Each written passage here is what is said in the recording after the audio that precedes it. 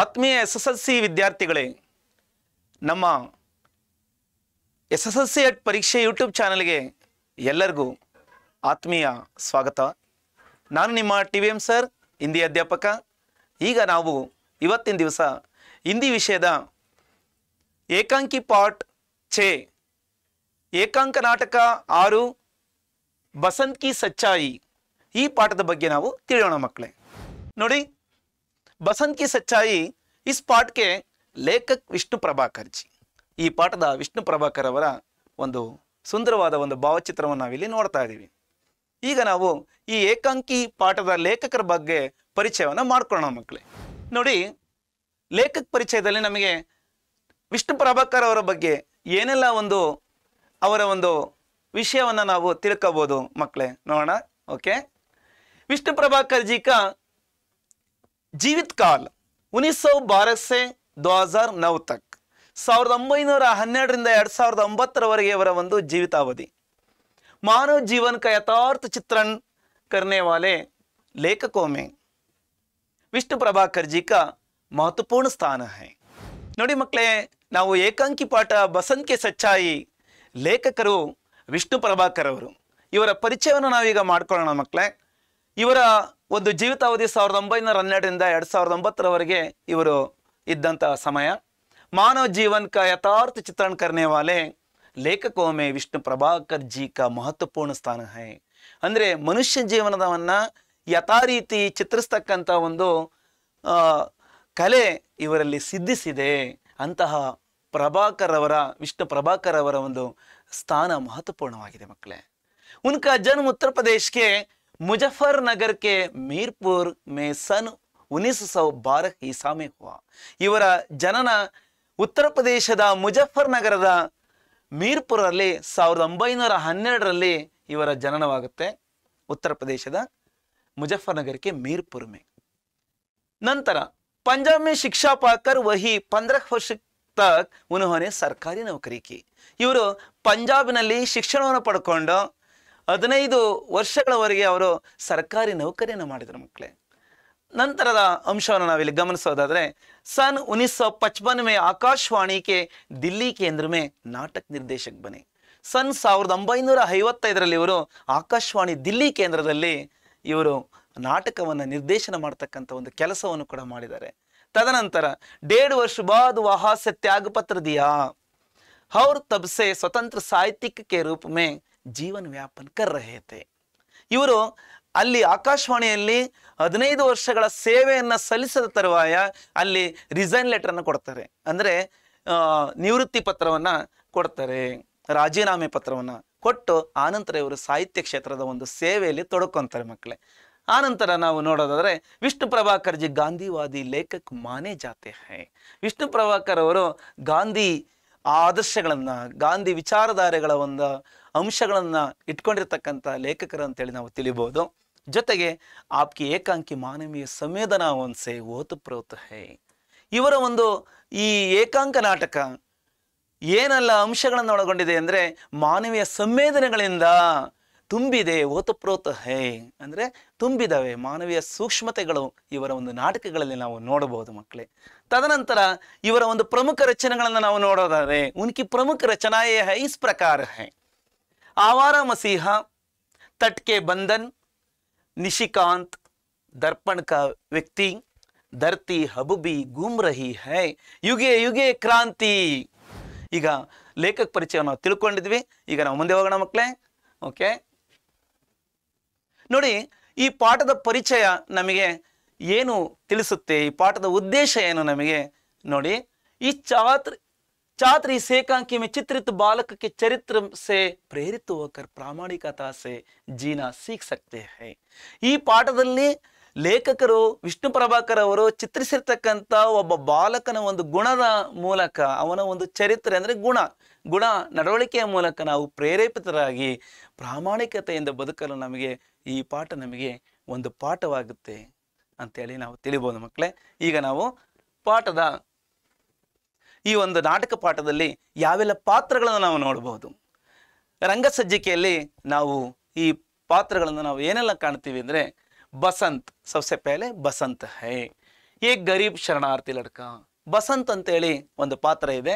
ಆ ಬಾಲಕ ಒಬ್ಬ ಬಡ ಶರಣಾರ್ಥಿ ಬಾಲಕನಾಗಿದ್ದಾನೆ, ವಿಧೇಯ ಬಾಲಕ. ಪ್ರತಾಪ್, ನೆಕ್ಸ್ಟ್ ಒನ್ ಯಾರಿದ್ದಾರೆ? ಪ್ರತಾಪ್ ಬಸಂತ್ ಕ ಛೋಟಾ ಬಾಯಿ, ಬಸಂತನ ತಮ್ಮ ಸಹೋದರ. ಪಂಡಿತ್ ರಾಜ್ ಕಿಶೋರ್ ಏಕ್ ನೇತಾ. ಪಂಡಿತ್ ರಾಜ್ ಕಿಶೋರ್ ಅವರು ಬರ್ತಾರೆ ಇಲ್ಲಿ. ಅವರು ಒಬ್ರು ಲೀಡರ್ ಆಗಿದ್ದಾರೆ, ಅಂದ್ರೆ ಒಬ್ರು ನೇತಾರರು, ಮುಖಂಡರು. ನಂತರ ಡಾಕ್ಟರ್ ತಥಾ ದೋರಾಹ ಚಾಲ್ತೆ ವ್ಯಕ್ತಿ, ವೈದ್ಯರು ಮತ್ತೆ ದಾರಿ ಹೋಕರು, ಅಂದ್ರೆ ರಸ್ತೆಯಲ್ಲಿ ಬರ್ತಕ್ಕಂಥ ವ್ಯಕ್ತಿಗಳು ಇಬ್ಬರನ್ನ ನಾವು ನೋಡ್ಬೋದು. ನೋಡಿ, ರಂಗಸಜ್ಜಿಕೆಯ ಸುಂದರವಾದ ಒಂದು ಚಿತ್ರ ಇದೆ. ನಿಮಗೆ ಬೇಕಾದ ಒಂದು ಆಸನವನ್ನು ನೀವು ಅಲಂಕರಿಸಿ ಈ ನಾಟಕವನ್ನು ವೀಕ್ಷಣೆ ಮಾಡಿ. ಬಹಳ ಸುಂದರವಾದ ರಂಗಸಜ್ಜಿಕೆಯ ದೂರಿಯಾಗಿ ಕಾಣ್ತಾ ಇದೆ. ಇಲ್ಲಿ ನಾವು ಪರದೆಯನ್ನು, ನಾವು ನಾಟಕದ ಮೊದಲ ದೃಶ್ಯಕ್ಕೆ ನಾವು ಪರದೆಯನ್ನು ಎಳೆಯೋಣ ಅಲ್ವಾ ಮಕ್ಕಳೇ? ಸ್ಕ್ರೀನನ್ನು ನಾವು ಓಪನ್ ಮಾಡಿದರೆ ನಮಗೆ ಮೊದಲ ದೃಶ್ಯ ಕಣ್ತುಂಬಿಕೊಳ್ಳಬಹುದು. ಮೊದಲ ದೃಶ್ಯ, ಪೆಹಲಾ ದೃಶ್ಯ, ಫಸ್ಟ್ ಸೀನ್ ಏನಿದೆ, ನಾವು ಮೊದಲನೇ ದೃಶ್ಯದಲ್ಲಿ ನಾವು ಏನು ಕಾಣ್ತೀವಿ ರಂಗಸಜ್ಜಿಕೆಯಲ್ಲಿ? ಸ್ಟೇಜ್ ಪರ್ ಸುವಿಧಾನುಸಾರ ಏಕ್ ಬಡೇ ನಗರಕ್ಕೆ ಬಾಜಾರ್ ಕ ಪ್ರತೀಕಾತ್ಮಕ ದೃಶ್ಯ ಹೈ. ವೇದಿಕೆಯ ಮೇಲೆ ಅಥವಾ ರಂಗಸಜ್ಜಿಕೆಯ ಮೇಲೆ ಅನುಕೂಲತೆಗನುಸಾರವಾಗಿ ದೊಡ್ಡ ನಗರದ ಒಂದು ಮಾರುಕಟ್ಟೆ ಅಥವಾ ಸಂತೆಯ ಒಂದು ಪ್ರತಿರೂಪದ ದೃಶ್ಯವನ್ನು ನಾವಿಲ್ಲಿ ಕಾಣಬಹುದು. ಪ್ರತೀಕಾತ್ಮಕ ಮೀನ್ಸ್ ಪ್ರತಿರೂಪದ ಒಂದು ದೃಶ್ಯವನ್ನು ನಾವಿಲ್ಲಿ ಕಾಣ್ತಾ ಇದ್ದೀವಿ. ತಮ್ಮ ಮನಸ್ಸಿನಲ್ಲಿ, ತಮ್ಮ ಕಣ್ಣಲ್ಲಿ ಈ ದೃಶ್ಯಗಳು ಕಣ್ಣು ಮುಂದೆ ಬರಬೇಕು ಮಕ್ಕಳೇ. ಆನೆ ಜಾನೆ ಲೇನೆ ದೇನ್ ಕಾ ಶೋರ್, ಬರ್ತಕ್ಕಂಥವ್ರು, ಹೋಗ್ತಕ್ಕಂಥವ್ರು, ಮತ್ತೆ ಕೊಳ್ಳುವವರು, ಮತ್ತೆ ಕೊಡ್ತಕ್ಕಂಥವ್ರ ಒಂದು ಗದ್ದಲವನ್ನು ನಾವಿಲ್ಲಿ ಸಂತೆಯಲ್ಲಿ ಸಾಮಾನ್ಯವಾಗಿ ನೋಡ್ತೀವಿ, ಕೇಳ್ತೀವಲ್ವಾ? ಫೇರಿ ವಾಲೋಂಕಿ ಪುಕಾರ್. ಹಾಗೆ ದಾರಿಲಿ ಓಡಾಡ್ತಾ ಕೈಯಲ್ಲಿ ಅನೇಕ ವಸ್ತುಗಳನ್ನು ಹಿಡ್ಕೊಂಡು ಹೋಗ್ತಾ ಬರ್ತಾ ವಸ್ತುಗಳನ್ನು ಮಾರ್ತಕ್ಕಂಥವರು ವ್ಯಾಪಾರಿಗಳನ್ನು ನಾವು ಗಮನಿಸ್ತೀವಿ. ಉನಿಹಿಕೆ ಬೀಚ್ ಮೇ, ಇವರೆಲ್ಲರ ನಡುವೆ ಏಕ್ ಲಡ್ಕ ನಂಗೆ ಪೈರ್ ಫಟೆ ಕಪಡೆ ಪೆಹನೆ ಆತ್ಮೆ ಸಾಮಾನ್ ಸಂಭಾಲೆ ಭಾಗ್ತವಾತ ಹೈ. ಇವರೆಲ್ಲರ ನಡುವೆ ಒಬ್ಬ ಹುಡುಗ ಬರ್ತಾನೆ. ಅವನು ಬರಿಗಾಲಲ್ಲಿದ್ದಾನೆ, ನಂಗೆ ಫೈರ್ ಬರಿದಾದ ಕಾಲುಗಳು, ಫಟೆ ಕಪಡೆ ಪೆಹನೆ ಹರಿದೋಗಿರ್ತಕ್ಕಂಥ ಬಟ್ಟೆಗಳನ್ನು ಧರಿಸಿದ್ದಾನೆ, ಚಿಂದಿಯಾಗಿರ್ತಕ್ಕಂಥ ಬಟ್ಟೆ, ಕೈಯಲ್ಲಿ ಕೆಲವು ಸಾಮಾನುಗಳನ್ನು, ವಸ್ತುಗಳನ್ನು ಹಿಡಿದಿದ್ದಾನೆ.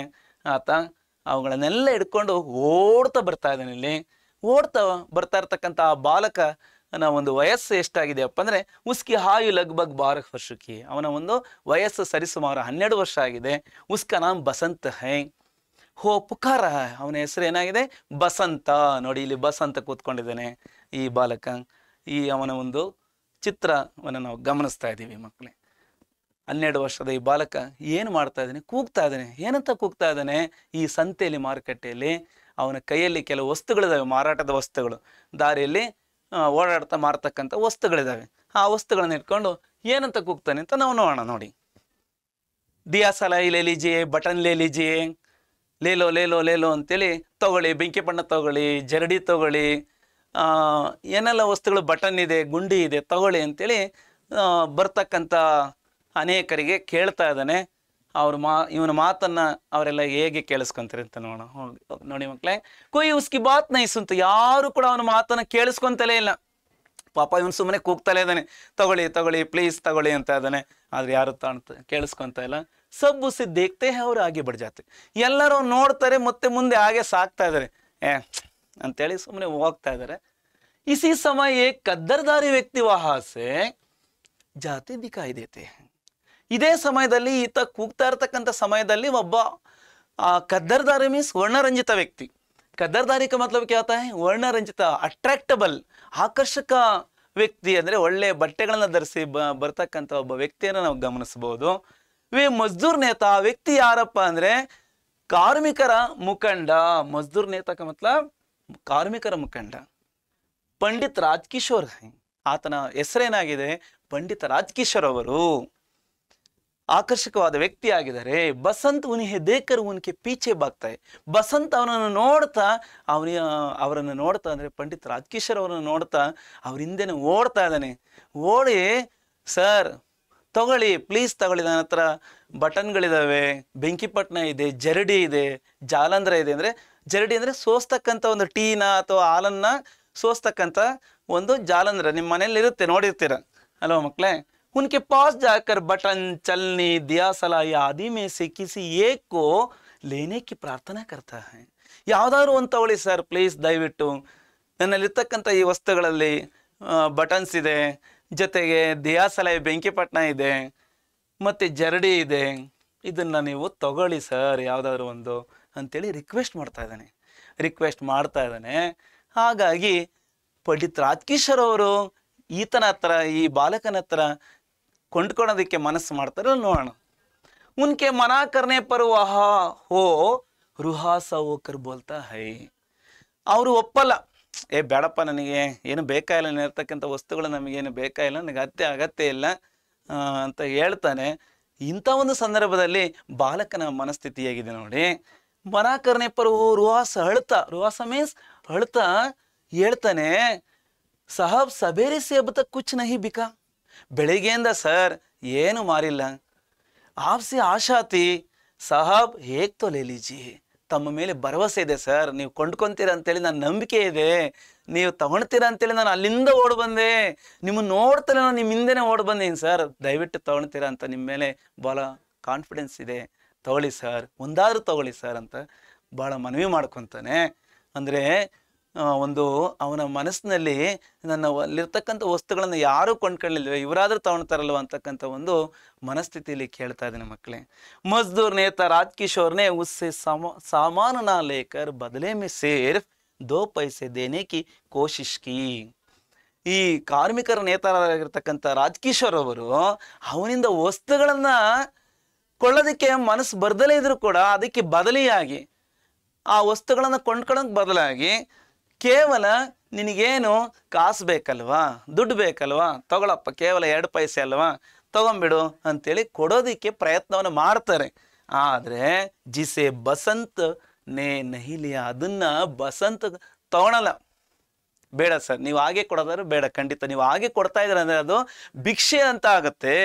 ನಾನು ಭಿಕ್ಷೆನ ಬೇಡ್ತಾ ಇಲ್ಲ ಸರ್, ನನ್ನಲ್ಲಿರ್ತಕ್ಕಂಥ ವಸ್ತುಗಳನ್ನು ತಮಗೆ ಕೊಟ್ಟು ನಾನು ಪರಿಶ್ರಮವನ್ನು ಕಷ್ಟವನ್ನು ಪಡ್ತಾ ನಾನು ಸಂಪಾದನೆ ಮಾಡೋಕ್ಕೆ ಇಷ್ಟಪಡ್ತಾ ಇದ್ದೀನಿ ಹೊರತು ಪುಕ್ಸಟೆಯಾಗಿ ನಾನು ಇಸ್ಕೊಳೋದಕ್ಕೆ ನನ್ನ ಮನಸ್ಸು ಒಪ್ಪಲ್ಲ ಸರ್ ಅಂತೇಳಿ ಇಲ್ಲಿ ಬಾಲಕ ನೋಡಿ, ವರ್ಣರಂಜಿತವಾಗಿರ್ತಕ್ಕಂಥ ಈ ರಾಜ್ಕಿಶೋರ್ ಅವರ ಬಳಿ ಈ ರೀತಿ ತನ್ನ ಒಂದು ಪ್ರಾಮಾಣಿಕತೆಯನ್ನು, ತನ್ನ ಒಂದು ಸ್ವಪರಿಶ್ರಮವನ್ನು, ದುಡಿಮೆಯನ್ನು ಇಲ್ಲಿ ವ್ಯಕ್ತಪಡಿಸ್ತಾ ಇದ್ದಾನೆ. ಇವನ ಮಾತುಗಳನ್ನು ಕೇಳಿಸ್ಕೊಂಡು ರಾಜ್ಕಿಶೋರ್ ಅವರ ಮನಸ್ಸಿನಲ್ಲಿ ಎಂತಹ ಒಂದು ಭಾವನೆ ಉಂಟಾಗುತ್ತೆ ಅಂತ ನೋಡೋಣ. ಹೋ ಬೀಕ್ ಲೇನೇಕ ತಯಾರ್ನಾಥ, ಅವನು ಭಿಕ್ಷೆಯನ್ನು ತಗೊಳೋದಕ್ಕೆ ಅವನು ಸಿದ್ಧವಾಗಿರಲಿಲ್ಲ. ಹೋ ತೋ ಸಾಮಾನು ಬೇಚ್ಕರ್ ಪೈಸಾ ಲೇನಾ ಚಾತಾತ, ಅವನು ವಸ್ತುಗಳನ್ನು ಮಾರಿಬಿಟ್ಟು ಹಣವನ್ನು ಪಡೆಯೋದಕ್ಕೆ ಅವನು ಇಷ್ಟಪಡ್ತಾ ಇದ್ದಾನೆ. ಮಕ್ಕಳೇ ನೋಡಿ, ಎಂತಹ ಒಂದು ತನ್ನ ಬಡತನದಲ್ಲೂ ಕೂಡ, ತನ್ನ ಇರ್ತಕ್ಕಂಥ ಸ್ಥಿತಿಯಲ್ಲೂ ಕೂಡ ತನ್ನ ಒಂದು ಪ್ರಾಮಾಣಿಕತೆಯನ್ನು, ತನ್ನ ಒಂದು ಆತ್ಮ ಬಲವನ್ನು ಯಾವ ರೀತಿ ಇಲ್ಲಿ ವ್ಯಕ್ತಪಡಿಸ್ತಾ ಇದ್ದಾನೆ ಅಲ್ವ ಮಕ್ಕಳೇ. ಈಗ ಮುಂದೆ ಹೋಗೋಣ ನೋಡಿ ವಿದ್ಯಾರ್ಥಿಗಳೇ. ಇಲ್ಲಿ ಪಂಡಿತ್ ರಾಜ್ಕಿಶೋರ್ ಅವರು ಈ ಬಾಲಕನನ್ನು ಯಾವ ರೀತಿ ಅವನ ಒಂದು ಭಾವನೆಗಳನ್ನು ನೋಡ್ತಾ ಅವರ ಮನಸ್ಸು ಯಾವ ರೀತಿ ಪರಿವರ್ತನೆ ಆಗ್ಬೋದು ಅಂತೇಳಿ ನಾವು ಗಮನಿಸೋಣ ಅಲ್ವ ಮಕ್ಕಳೇ. ರಾಜ್ಕಿಶೋರ್ ಪರ್ ಇಸ್ ಬಾತ್ ಕ ಬಡಾ ಅಸರ್ ಹೋತಾ ಹೈ. ಯಾವಾಗ ರಾಜ್ಕಿಶೋರ್ ಅವರಲ್ಲಿ ಈ ಬಾಲಕನ ಈ ಒಂದು ದಿಟ್ಟವಾದ ಮಾತುಗಳು, ಬಹಳ ಆತ್ಮವಿಶ್ವಾಸದ ನುಡಿಗಳನ್ನು ಕೇಳಿದಾಗ ಇವರ ಮೇಲೆ ಬಹಳ ಪ್ರಭಾವವನ್ನು ಉಂಟು ಮಾಡುತ್ತೆ. ಅಸರ್ ಮೀನ್ಸ್ ಎಫೆಕ್ಟ್, ಪ್ರಭಾವ ಉಂಟಾಗುತ್ತೆ. ವೇ ಸಾಹಸ ಉಸ್ ಬಚ್ಚೆಕ್ಕೂ ದೇಖ್ತೆ ಹೇ, ಅವರು ಕೂಡಲೇ ಅವನನ್ನು ನೋಡ್ತಾ ಇದ್ದಾರೆ, ದಿಟ್ಟಿಸಿ ನೋಡ್ತಾರೆ.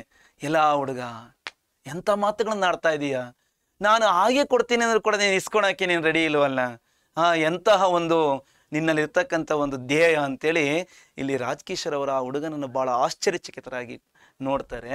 ಉಸೆ ಸಾಹಸ ಮೀನ್ಸ್ ಕೂಡಲೇ ತಕ್ಷಣ ನೋಡ್ತಾರೆ. ಫಿರ್ ಜೇಬ್ ಟಟೋಲ್ತಾರೆ, ತಕ್ಷಣ ಅವ್ರು ಏನು ಮಾಡ್ತಾರೆ, ಜೇಬನ್ನು ತಡಕ್ತಾರೆ. ಎಲ್ಲಾದರೂ ನನ್ನ ಹತ್ರ ಕಾಸು, ಚಿಲ್ಲರೆ ಕಾಸು ಇದೆಯೇನೋ, ಅಂದರೆ ಕಾಯಿನ್ ಇದೆಯೇನಂತ ನೋಡ್ತಾರೆ. ಪರ್ ಪೈಸೆ ನಹಿ ಮಿಲ್ತಾ, ಆದರೆ ಅವ್ರ ಹತ್ರ ಒಂದು ಕಾಯಿನ್ಗಳು ಅಥವಾ ಬಿಡಿ ಚಿಲ್ಲರೆ ಇರೋದಿಲ್ಲ. ಹಾಗಾಗಿ ಏನು ಹೇಳ್ತಾರಪ್ಪ ಅಂದರೆ ಬಾಲಕನಿಗೆ ರಾಜ್ಕಿಶೋರ್, ಬಾಯಿ ಮೇರೆ ಪಾಸ್ ಪೈಸೆ ನಹಿ ಹೈ, ಸಹೋದರ ತಮ್ಮ ನನ್ನ ಬಳಿ ಚಿಲ್ಲರೆ ಇಲ್ಲಪ್ಪ, ಓತೆ ತೋ ಲೇತಾ ನೋಟ್ ಹೈ, ಇದ್ದಿದ್ರೆ ತಗೊಳ್ತಾ ಇದ್ದೆ, ನೋಟ್ ಇದೆ ನನ್ನ ಹತ್ರ, ನೋಟ್ ಇದೆ ಅಂತೇಳಿ ಆತನ ಹತ್ರ ಹೇಳ್ತಾರೆ.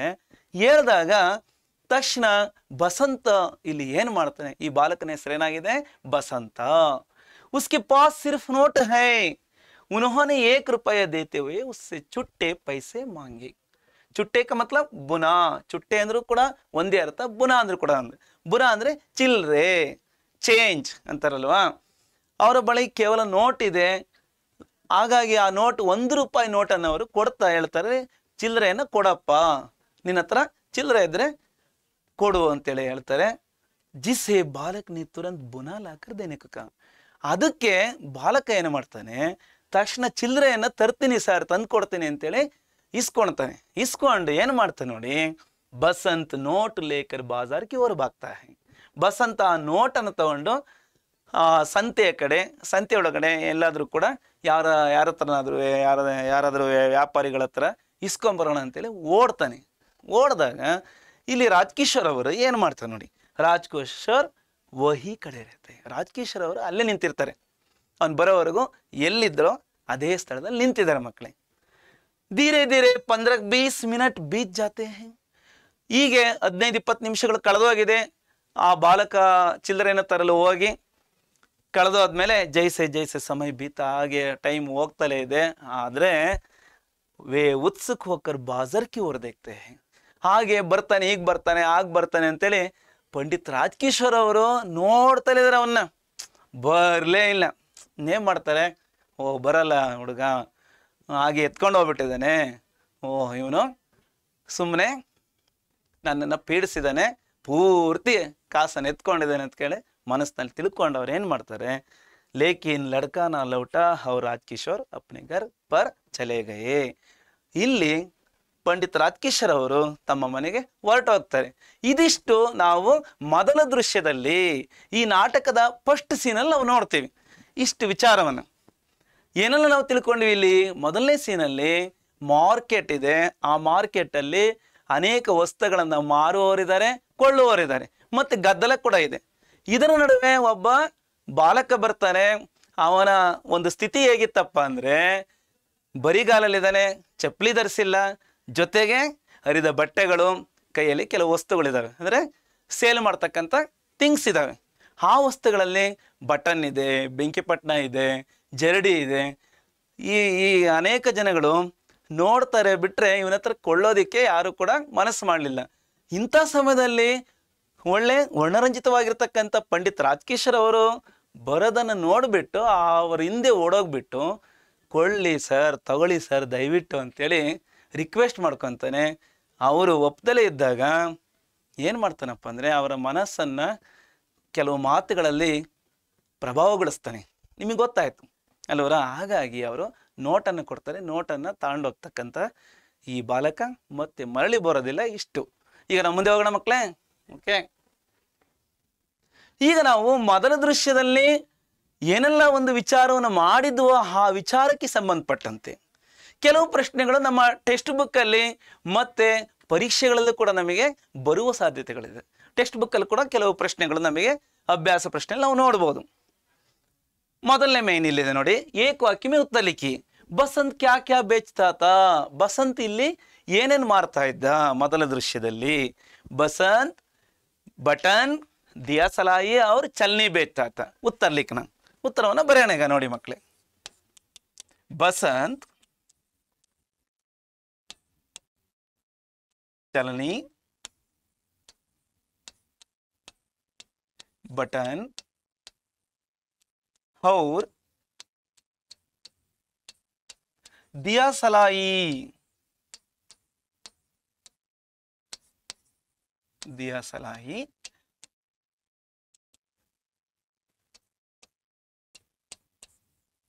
बेचता था. ಬಹಳ ಸರಳ ಉತ್ತರ ಮಕ್ಕಳೇ ಅಲ್ವಾ? ಇಷ್ಟು ಉತ್ತರವನ್ನು ಬರೆದ್ರೆ ನಿಮಗೆ 1 ಅಂಕಗಳು ಲಭ್ಯ ಆಗುತ್ತೆ. ಈಗ ಮುಂದೆ ಹೋಗೋಣ. ಇನ್ನೊಂದು ಪ್ರಶ್ನೆಯನ್ನು ನಾವು ನೋಡೋಣ ಮಕ್ಕಳೇ. ಮತ್ತೊಂದು ಎರಡನೇ ಪ್ರಶ್ನೆಯಲ್ಲಿದೆ, ಪಂಡಿತ್ ರಾಜ್ಕಿಶೋರ್ ಕ್ಯಾ ಕಾಮ್ ಕರ್ತೈತೆ. ಪಂಡಿತ್ ರಾಜ್ಕಿಶೋರ್ ಅವರು ಏನು ಕೆಲಸ ಮಾಡ್ತಾ ಇದ್ರು? ಪಂಡಿತ್ ರಾಜ್ಕಿಶೋರ್ ಮಜ್ದೂರ್ ಅಂಕೆ ನೇತಾತಿ.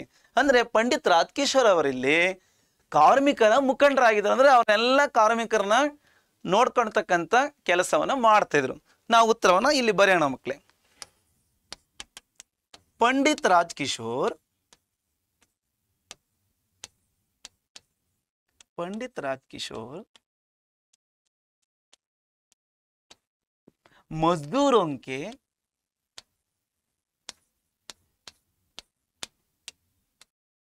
नेता थे।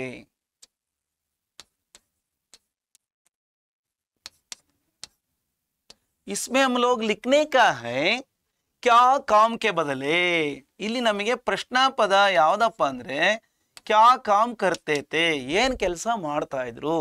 क्या काम करते के बदले मजदूरों के नेता लिखना चाहिए। मजदूरों के नेता ಅಂತೇಳಿ ನಾವು ಬರೆದ್ರೆ ಇದರ ಉತ್ತರ ನಮಗೆ ಕಂಪ್ಲೀಟ್ ಆಗುತ್ತೆ। ನಾವು ಮತ್ತೊಂದು ಪ್ರಶ್ನೆಯನ್ನು ನಾವು ಇಲ್ಲಿ ನೋಡ್ತಾ ಇದೀವಿ। ಚಲನಿ ಕಾ ದಾಮ್ ಕ್ಯಾ ಥಾ, ಆ ಜರಡಿಯ ಒಂದು ಬೆಲೆ ಎಷ್ಟಾಗಿತ್ತು। ದಾಮ್ ಮೀನ್ಸ್ ಪ್ರೈಸ್, ಕ್ಯಾ ಥಾ ಏನಾಗಿತ್ತು। ಆ ದಲ್ಲಿ ಒಂದು ಜರಡಿಯ ಬೆಲೆ ಎಷ್ಟಾಗಿತ್ತಪ್ಪ ಅಂದ್ರೆ ಉತ್ತರ ಲಿಖನ ಚಲನಿ ಕಾ ದಾಮ್ ದೋ ಆನಾ ಥಾ, 2 ಆನೆಗಳಾಗಿದ್ದು। चलनी का दाम 2 आना था।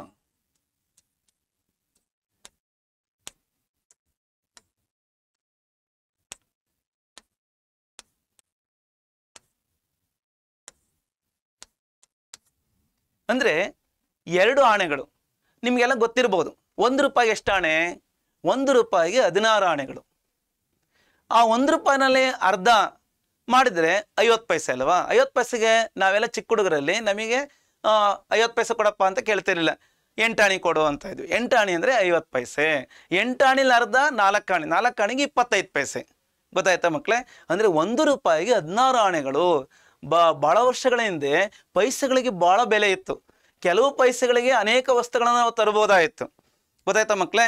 ಈಗ ನಾವು ಆ ಒಂದು ಜರಡಿಯ ಬೆಲೆಯನ್ನ ಬಾಲಕ ರಾಜಕಿಶೋರ್ ಅವರಿಗೆ 2 ಆಣೆ ಅಂತ ಹೇಳಿದ್ದ, ಜೊತೆಗೆ ಕೆಲವೊಂದಿಷ್ಟು ಪೈಸೆಯನ್ನು ಕಡಿಮೆ ಮಾಡಿ ಕೊಡೋದಕ್ಕೆ ಕೂಡ ಆತ ಸಿದ್ಧವಾಗಿದ್ದ। ಗೊತ್ತಾಯ್ತಾ ಮಕ್ಕಳೇ? ಈಗ ನಾವು ಮುಂದೆ ಹೋಗೋಣ। 4ನೇ ಪ್ರಶ್ನೆಯಲ್ಲಿದೆ, ಏಕಾಂಕಿಕ ಪ್ರಥಮ ದೃಶ್ಯ ಕಹಾ ಘಟ್ತಾ ಹೈ।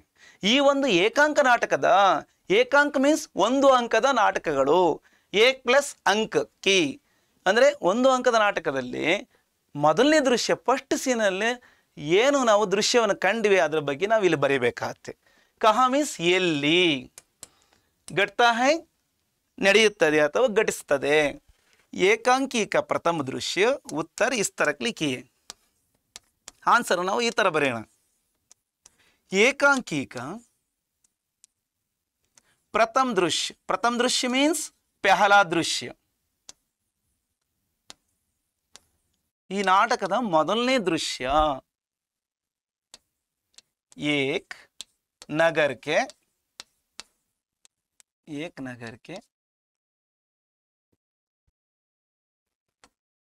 बड़े नगर के बाजार में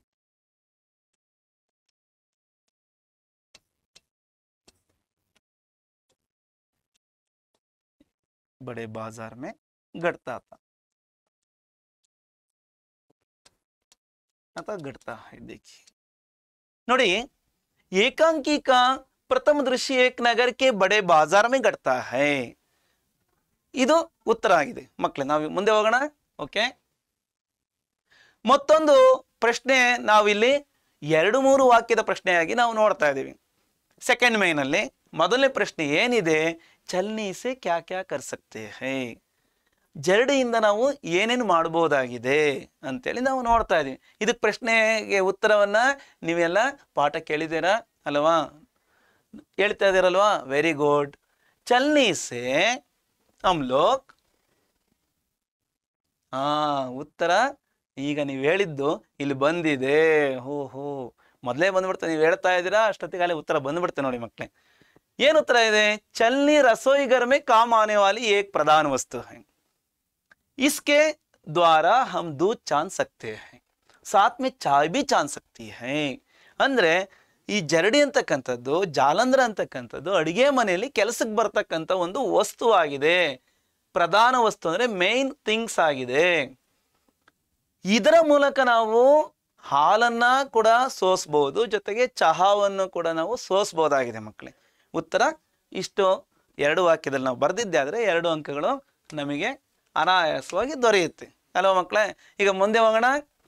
ಮುಂದೆ ನೋಡಿ, ಮತ್ತೊಂದು ಪ್ರಶ್ನೆ ಎಲ್ಲಿದೆ? दो तीन वाक्य में उत्तर लिखिए। सेकंड क्वेश्चन, बसंत राजकिशोर से क्या विनती करता है? ಬಸಂತ ರಾಜ್ಕಿಶೋರ್ ಅವರ ಜೊತೆಲಿ ಏನು ಮನವಿ ಮಾಡ್ಕೊಂತಾನೆ, ಯಾವ ತರ ರಿಕ್ವೆಸ್ಟ್ ಮಾಡ್ಕೊಂತಾನೆ ಅಂತೇಳಿ ನಾವು ಮೊದಲ ದೃಶ್ಯದಲ್ಲಿ ನಾವು ನೋಡಿದ್ವಿ, ಕೇಳಿದ್ವಲ್ವಾ? ಏನು ಉತ್ತರ? ಹೇಳ್ತಾ ಇದ್ದೀರಾ? ಚೆಕ್ ಮಾಡೋಣ ಉತ್ತರನ. ಓಕೆ, उत्तर ಇಲ್ಲಿ ಬಂತು ನೋಡಿ. बसंत राजकिशोर से विनती करता है कि चलनी बटन या दिया सलाई में से कोई भी सामान खरीद लो। उसका कोई भी सामान सुबह से बिका नहीं था। वो चलनी की कीमत भी कम करने को तैयार था। ಅಂದ್ರೆ ಇಲ್ಲಿ ರಾಜ್ಕಿಶೋರು ಬಳಿ ಪ್ರಾರ್ಥಿಸ್ತಕ್ಕಂತಕ್ಕಂಥ ಒಂದು ವಿಚಾರ ಏನಪ್ಪ ಅಂದ್ರೆ, ಜರಡಿಯನ್ನ, ಬಟನ್ ಅನ್ನ, ಬೆಂಕಿಪಟ್ಟಣವನ್ನ, ಯಾವುದಾದ್ರೂ ಒಂದು ವಸ್ತುವನ್ನು ಕೂಡ ನೀವು ತಗೊಳ್ಳಿ ಸರ್, ಮತ್ತೆ ಬೆಳಿಗ್ಗೆಯಿಂದ ನಾನು ಯಾವುದೇ ವಸ್ತುವನ್ನು ಮಾರಿಲ್ಲ ಅಂತೇಳಿ, ಜೊತೆಗೆ ಆ ಒಂದು ಜರಡಿಯ ಬೆಲೆಯನ್ನು ಕೂಡ ಕಡಿಮೆ ಮಾಡಿ ಕೊಡ್ತೀನಿ ಅಂತೇಳಿ ಮನವಿ ಮಾಡ್ಕೊಂತಾನಲ್ವಾ? ಈಗ ಮುಂದೆ ಹೋಗೋಣ ಮಕ್ಕಳೇ. ನೋಡಿ, ಮತ್ತೊಂದು ಪ್ರಶ್ನೆ ನಮಗೆ ಇಲ್ಲಿ ಎದುರಾಗಿದೆ. दो तीन वाक्यों के प्रश्नों में से तीसरा है यहाँ पर। ಮೂರನೇ ಪ್ರಶ್ನೆ ಎಲ್ಲಿದೆ? ಈ ಪ್ರಶ್ನೆಯನ್ನು ನಾವು ಏಪ್ರಿಲ್ 2022ರ ಬೋರ್ಡ್ ಎಕ್ಸಾಮ್ ಅಲ್ಲಿ ನಾವು ನೋಡಬಹುದಾಗಿದೆ. ಆ ಒಂದು ಸಾಲಲ್ಲಿ ಈ ಪ್ರಶ್ನೆ ಬಂದಿತ್ತು ಮಕ್ಕಳಿಗೆ, ನಿಮ್ಮ ಸೀನಿಯರ್ಸ್ಗಳಿಗೆ. ನೋಡಿ, बसंत राजकिशोर से 2 पैसे लेने से क्यों इनकार करता है? बसंत ರಾಜ್ಕಿಶೋರನಿಗೆ 2 ಪೈಸೆಯನ್ನ ತಗೊಳೋದಕ್ಕೆ ಏಕೆ ತಿರಸ್ಕಾರ ಅಥವಾ ಒಪ್ಪಲ್ಲ ಅಂತ ಇದೆ ಅಲ್ವರಾ?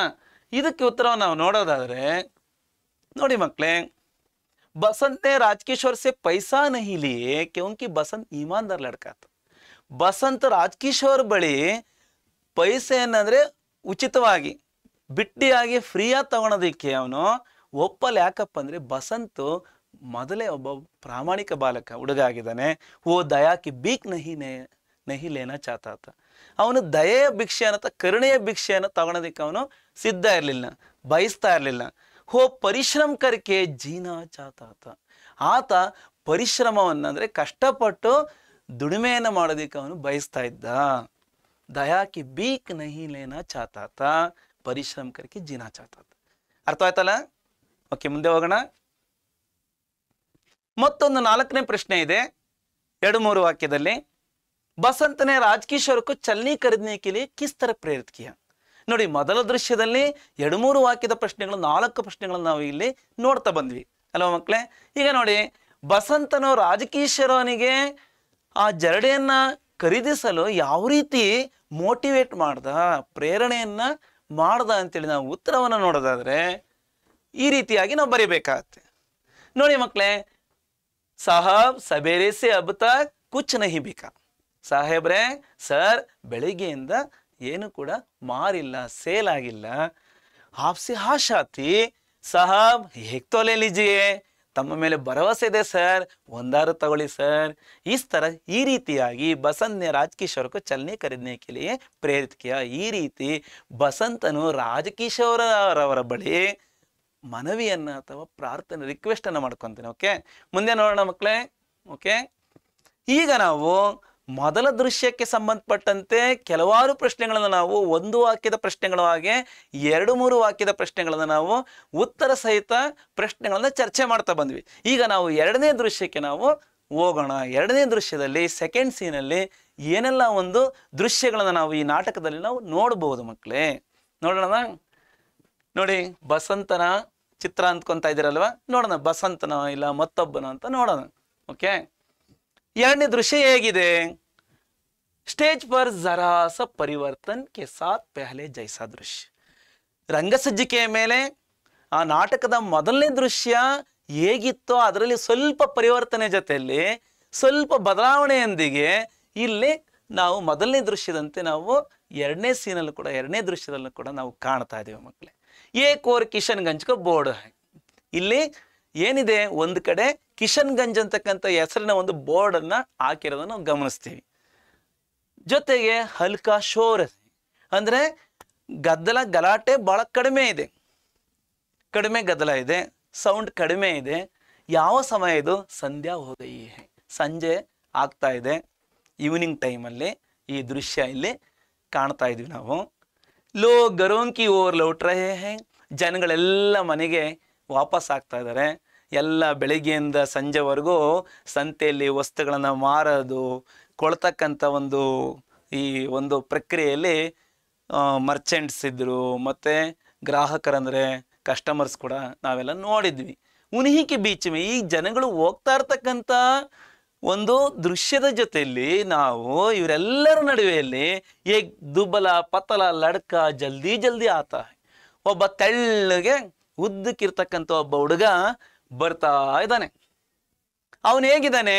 ಓ ನಂಗೆ ಪೈರ ಹೈ ಕಪಡೆ ಫಟೆ ಹೈ, ಅವನಿಗೂ ಕೂಡ ಇಲ್ಲಿ ಯಾವ ರೀತಿಯ ಒಂದು ಸ್ಥಿತಿ ಇದೆಯಪ್ಪ ಅಂದರೆ ಬರೀ ಕಾಲಲ್ಲಿದ್ದಾನೆ, ಬಟ್ಟೆಗಳು ಸ್ವಲ್ಪ ಹರಿದೋಗಿದೆ, ಚಿಂದಿಯಾಗಿದೆ. ಆಯು ಲಗ್ಭಗ್ 10 ವರ್ಷ, ಆತನ ವಯಸ್ಸು ಸರಿಸುಮಾರು 10 ವರ್ಷ, 10 years ಏಜ್. ಗೊತ್ತಾಯ್ತಾ? ಉಸ್ಕಿ ಶಕ್ಲ್ ಬಸಂತ್ ಸೆ ಮಿಲ್ತೆ, ಅವನ ಮುಖ ಬಸಂತನಂತೆ ಕಾಣ್ತಾ ಇದೆ. ಬಸಂತ್ ಹೇಗಿದ್ನೋ ಈತನ ಕೂಡ ಬಸಂತನ ಒಂದು ಪ್ರತಿರೂಪದಂತೆ ಇಲ್ಲಿ ಕಾಣ್ತಾ ಇದ್ದಾನೆ. ಓ ಉಸ್ಕ ಚೋಟ ಬಾಯಿ ಪ್ರತಾಪ್, ಹೋ ಈಗ ನಮಗೆ ಗೊತ್ತಾಯ್ತಂದ್ರೆ ಈತ ಬಸಂತನ ಸಹೋದರ ತಮ್ಮ ಪ್ರತಾಪ ಆಗಿದ್ದಾನೆ. ಯಾರಿವ? ಪ್ರತಾಪ. ಇವರ ಅಣ್ಣ ಬಸಂತ್. ಮೊದಲನೇ ದೃಶ್ಯದಲ್ಲಿ ಆ ಬಾಲಕ ರಾಜ್ಕಿಶೋರ್ ಅವರ ಬಳಿ ವಸ್ತುಗಳನ್ನು ಮಾರುವುದರಲ್ಲಿ ತೊಡಗಿದ್ದವನು ಬಸಂತ ಆಗಿದ್ದ. ಈಗ ಎರಡನೇ ದೃಶ್ಯದಲ್ಲಿ ಅವನ ತಮ್ಮನ ಒಂದು ಪ್ರವೇಶ ಆಗಿದೆ ಅಲ್ವಾ? ಪಾತ್ರ ಪರಿಚಯದಲ್ಲಿ ನಾವು ನೋಡಿದ್ವಿ. ಹೋ ಹಾತೆ ಜಾತೆ ವ್ಯಕ್ತಿಯೋನ್ ಸೆ ಕುಚ್ ಕುಚ್ ಕುಚ್ ಪೂಚ್ ರಹಾ ಹೈ, ಉಸ್ಕೆ ಮುಖ ಪರ್ ವ್ಯಗ್ರತಾ ಹೈ. ಬರ್ತಕ್ಕಂಥ ಹೋಗ್ತಕ್ಕಂಥ ವ್ಯಕ್ತಿಗಳ ಜೊತೆಲಿ ಏನೋ ಕೇಳ್ತಾ ಇದ್ದಾನೆ. ಅವನ ಮುಖದಲ್ಲಿ ಸ್ವಲ್ಪ ಕೋಪನೂ ಕೂಡ ಇದೆ. ಏನಪ್ಪ ಇವರು, ಏನೋ ನನ್ನ ಪ್ರಶ್ನೆಗಳಿಗೆ ಇವರು ಉತ್ತರವನ್ನೇ ಸರಿಯಾಗಿ ಕೊಡ್ತಾ ಇಲ್ಲ. ಏನು ಕೇಳ್ತಾನಪ್ಪ ಅಂದರೆ ಬಂದು ನಾವು ಮುಂದಿನ ದೃಶ್ಯ ನೋಡೋಣ. ನೋಡಿ ಮಕ್ಕಳೇ, ಈ ಒಂದು ಎರಡನೇ ದೃಶ್ಯದಲ್ಲಿ ನಾವಿನ್ನು ಏನೆಲ್ಲ ವಿಷಯವನ್ನು ನೋಡ್ಬೋದು. ಪ್ರತಾಪ್ ಕಿಶನ್ಗಂಜ್ ಮೇ ರಾಜ್ಕಿಶೋರ್ ಕ ಗರ್ ಕೋಜ್ ರಹಾ ತಾ. ಏನು ಕೇಳ್ತಾ ಇದ್ದವನು ಪ್ರತಾಪ, ಈ ಒಂದು ಕಿಶನ್ಗಂಜಲ್ಲಿ ರಾಜ್ಕಿಶೋರ್ ಅವರು ಯಾರು, ಅವ್ರ ಮನೆ ಇಲ್ಲೇ ಇದೆಯಾ, ಎಲ್ಲಿದೆ ಸರ್, ರಾಜ್ಕಿಶೋರ್ ಯಾರು ಅಂತ ಕೇಳಿದರೆ ಕೆಲವ್ರು ಗೊತ್ತಿದೆ ಅಂತ ಹೇಳಿದ್ರು. ಆದರೆ ಗೊತ್ತಿಲ್ಲದರು ಏನು ಮಾಡ್ತಾಯಿದ್ರು, ಗೊತ್ತಿಲ್ಲಪ್ಪ ಯಾರಪ್ಪ ಅವ್ರು ರಾಜ್ಕಿಶೋರು, ಎಲ್ಲಿದ್ದಾರೆ ನಮಗೆ ಗೊತ್ತಿಲ್ಲ. ಈ ಮಾತುಗಳನ್ನು ಕೇಳಿದಾಗ ಈ ಪ್ರತಾಪನಿಗೆ ಭಾಳ ಕೋಪನೂ ಬರ್ತಾ ಇತ್ತು. ಬೇಗ ಯಾರು ಹೇಳ್ತಾ ಇಲ್ವಲ್ಲ ಸರಿಯಾಗಿ ಅಂತೇಳಿ ಅವ್ನು ರಾಜ್ಕಿಶೋರನ್ನ ಮನೆಯನ್ನು ಹುಡುಕ್ತಾ ಇದ್ದಾನೆ. ಲೇಕಿನ್ ಉಸಿ ಕಿಸಿನೇ ಉನ್ಕ ಪತಾನ ಬತಾಯ, ಆದರೆ ಯಾರು ಕೂಡ ರಾಜ್ಕಿಶೋರ್ ಅವರ ಒಂದು ವಿಳಾಸವನ್ನು ಹೇಳ್ತಾ ಇಲ್ಲ, ಅವರ ಅಡ್ರೆಸ್ ಎಲ್ಲಿದೆ ಯಾವ ಕಡೆ ಇದೆ ಅಂತ ಹೇಳ್ತಾ ಇಲ್ಲ. ಹಾಗಾಗಿ ಆತನಿಗೆ ಕೋಪ ಬರ್ತಾ ಇತ್ತು. ಅಂತಮೇ ಏಕ್ ವ್ಯಕ್ತಿನೇ ಉಸೆ ಉನ್ಕೆ ಗರ್ಕ ಪತ ಬತಾಯ, ಕೊನೆಯದಾಗಿ ಒಬ್ಬ ವ್ಯಕ್ತಿ ದಾರಿಲಿ ಹೋಗ್ತಕ್ಕಂಥವನು, ಗೊತ್ತಾ, ರಾಹು ಪರ್ ಚಲ್ತೆ ವ್ಯಕ್ತಿ ಉನ್ಕೆ ಗರ್ಕ ಪತ ಬತಾಯ, ಅವನ ಮನೆಯ ವಿಳಾಸವನ್ನು ಹೇಳಿದ್ಬಿಟ್ಟು ನೋಡಪ್ಪ ಅಲ್ಲಿದೆ, ಅಲ್ಲಿ ಹೋಗಿ ಕೇಳು, ಅಲ್ಲಿ ನೀಲಿ ಸ್ಕ್ರೀನಲ್ಲಿ ಇರ್ತಕ್ಕಂಥ ಒಂದು ಮನೆ ಇದೆ ಅಲ್ವಾ, ಆ ನೀಲಿ ಪರದೆ ಹತ್ರ ಅಲ್ಲೋಗಿ ಕೇಳಿದರೆ ನಿಮಗೆ ರಾಜ್ಕಿಶೋರ್ ಅವ್ರ ಮನೆ ಇದೆ, ವಿಚಾರಿಸು ಅಂತ ಹೇಳಿದ್ರು. ನೋಡಿ, ಹೋ ಉನ್ಕೆ ಗರ್ ಜಾಕ ರಾಜ್ಕಿಶೋರ್ ಕೋ ಬತಾತಾ ಹೈ, ಅವ್ರ ಮನೆ ಹತ್ರ ಹೋಗಿ ರಾಜ್ಕಿಶೋರ್ ಅವರನ್ನ ರಾಜ್ಕಿಶೋರ್ ಜಿ, ಪಂಡಿತ್ ರಾಜ್ಕಿಶೋರ್ ಜಿ ಅಂತೇಳಿ ಕೂಗ್ತಾನೆ. ಕೌನ್, ಯಾರಪ್ಪದು ಅಂತೇಳಿ ಮನೆಯಿಂದ ಒಳಗಡೆಯಿಂದ ರಾಜ್ಕಿಶೋರ್ ಅವರು ಇಣಕ್ಕೆ ನೋಡ್ತಾ ಹೇಳ್ತಾರೆ. ಆವಾಗ ಈತ ನಾನು ಸರ್ ಪ್ರತಾಪು ಅಂತೇಳಿ ಅವ್ರ ಆಚೆ ಬಂದಮೇಲೆ ಏನೆಲ್ಲ ಹೇಳ್ತಾನೆ ನೋಡಿ.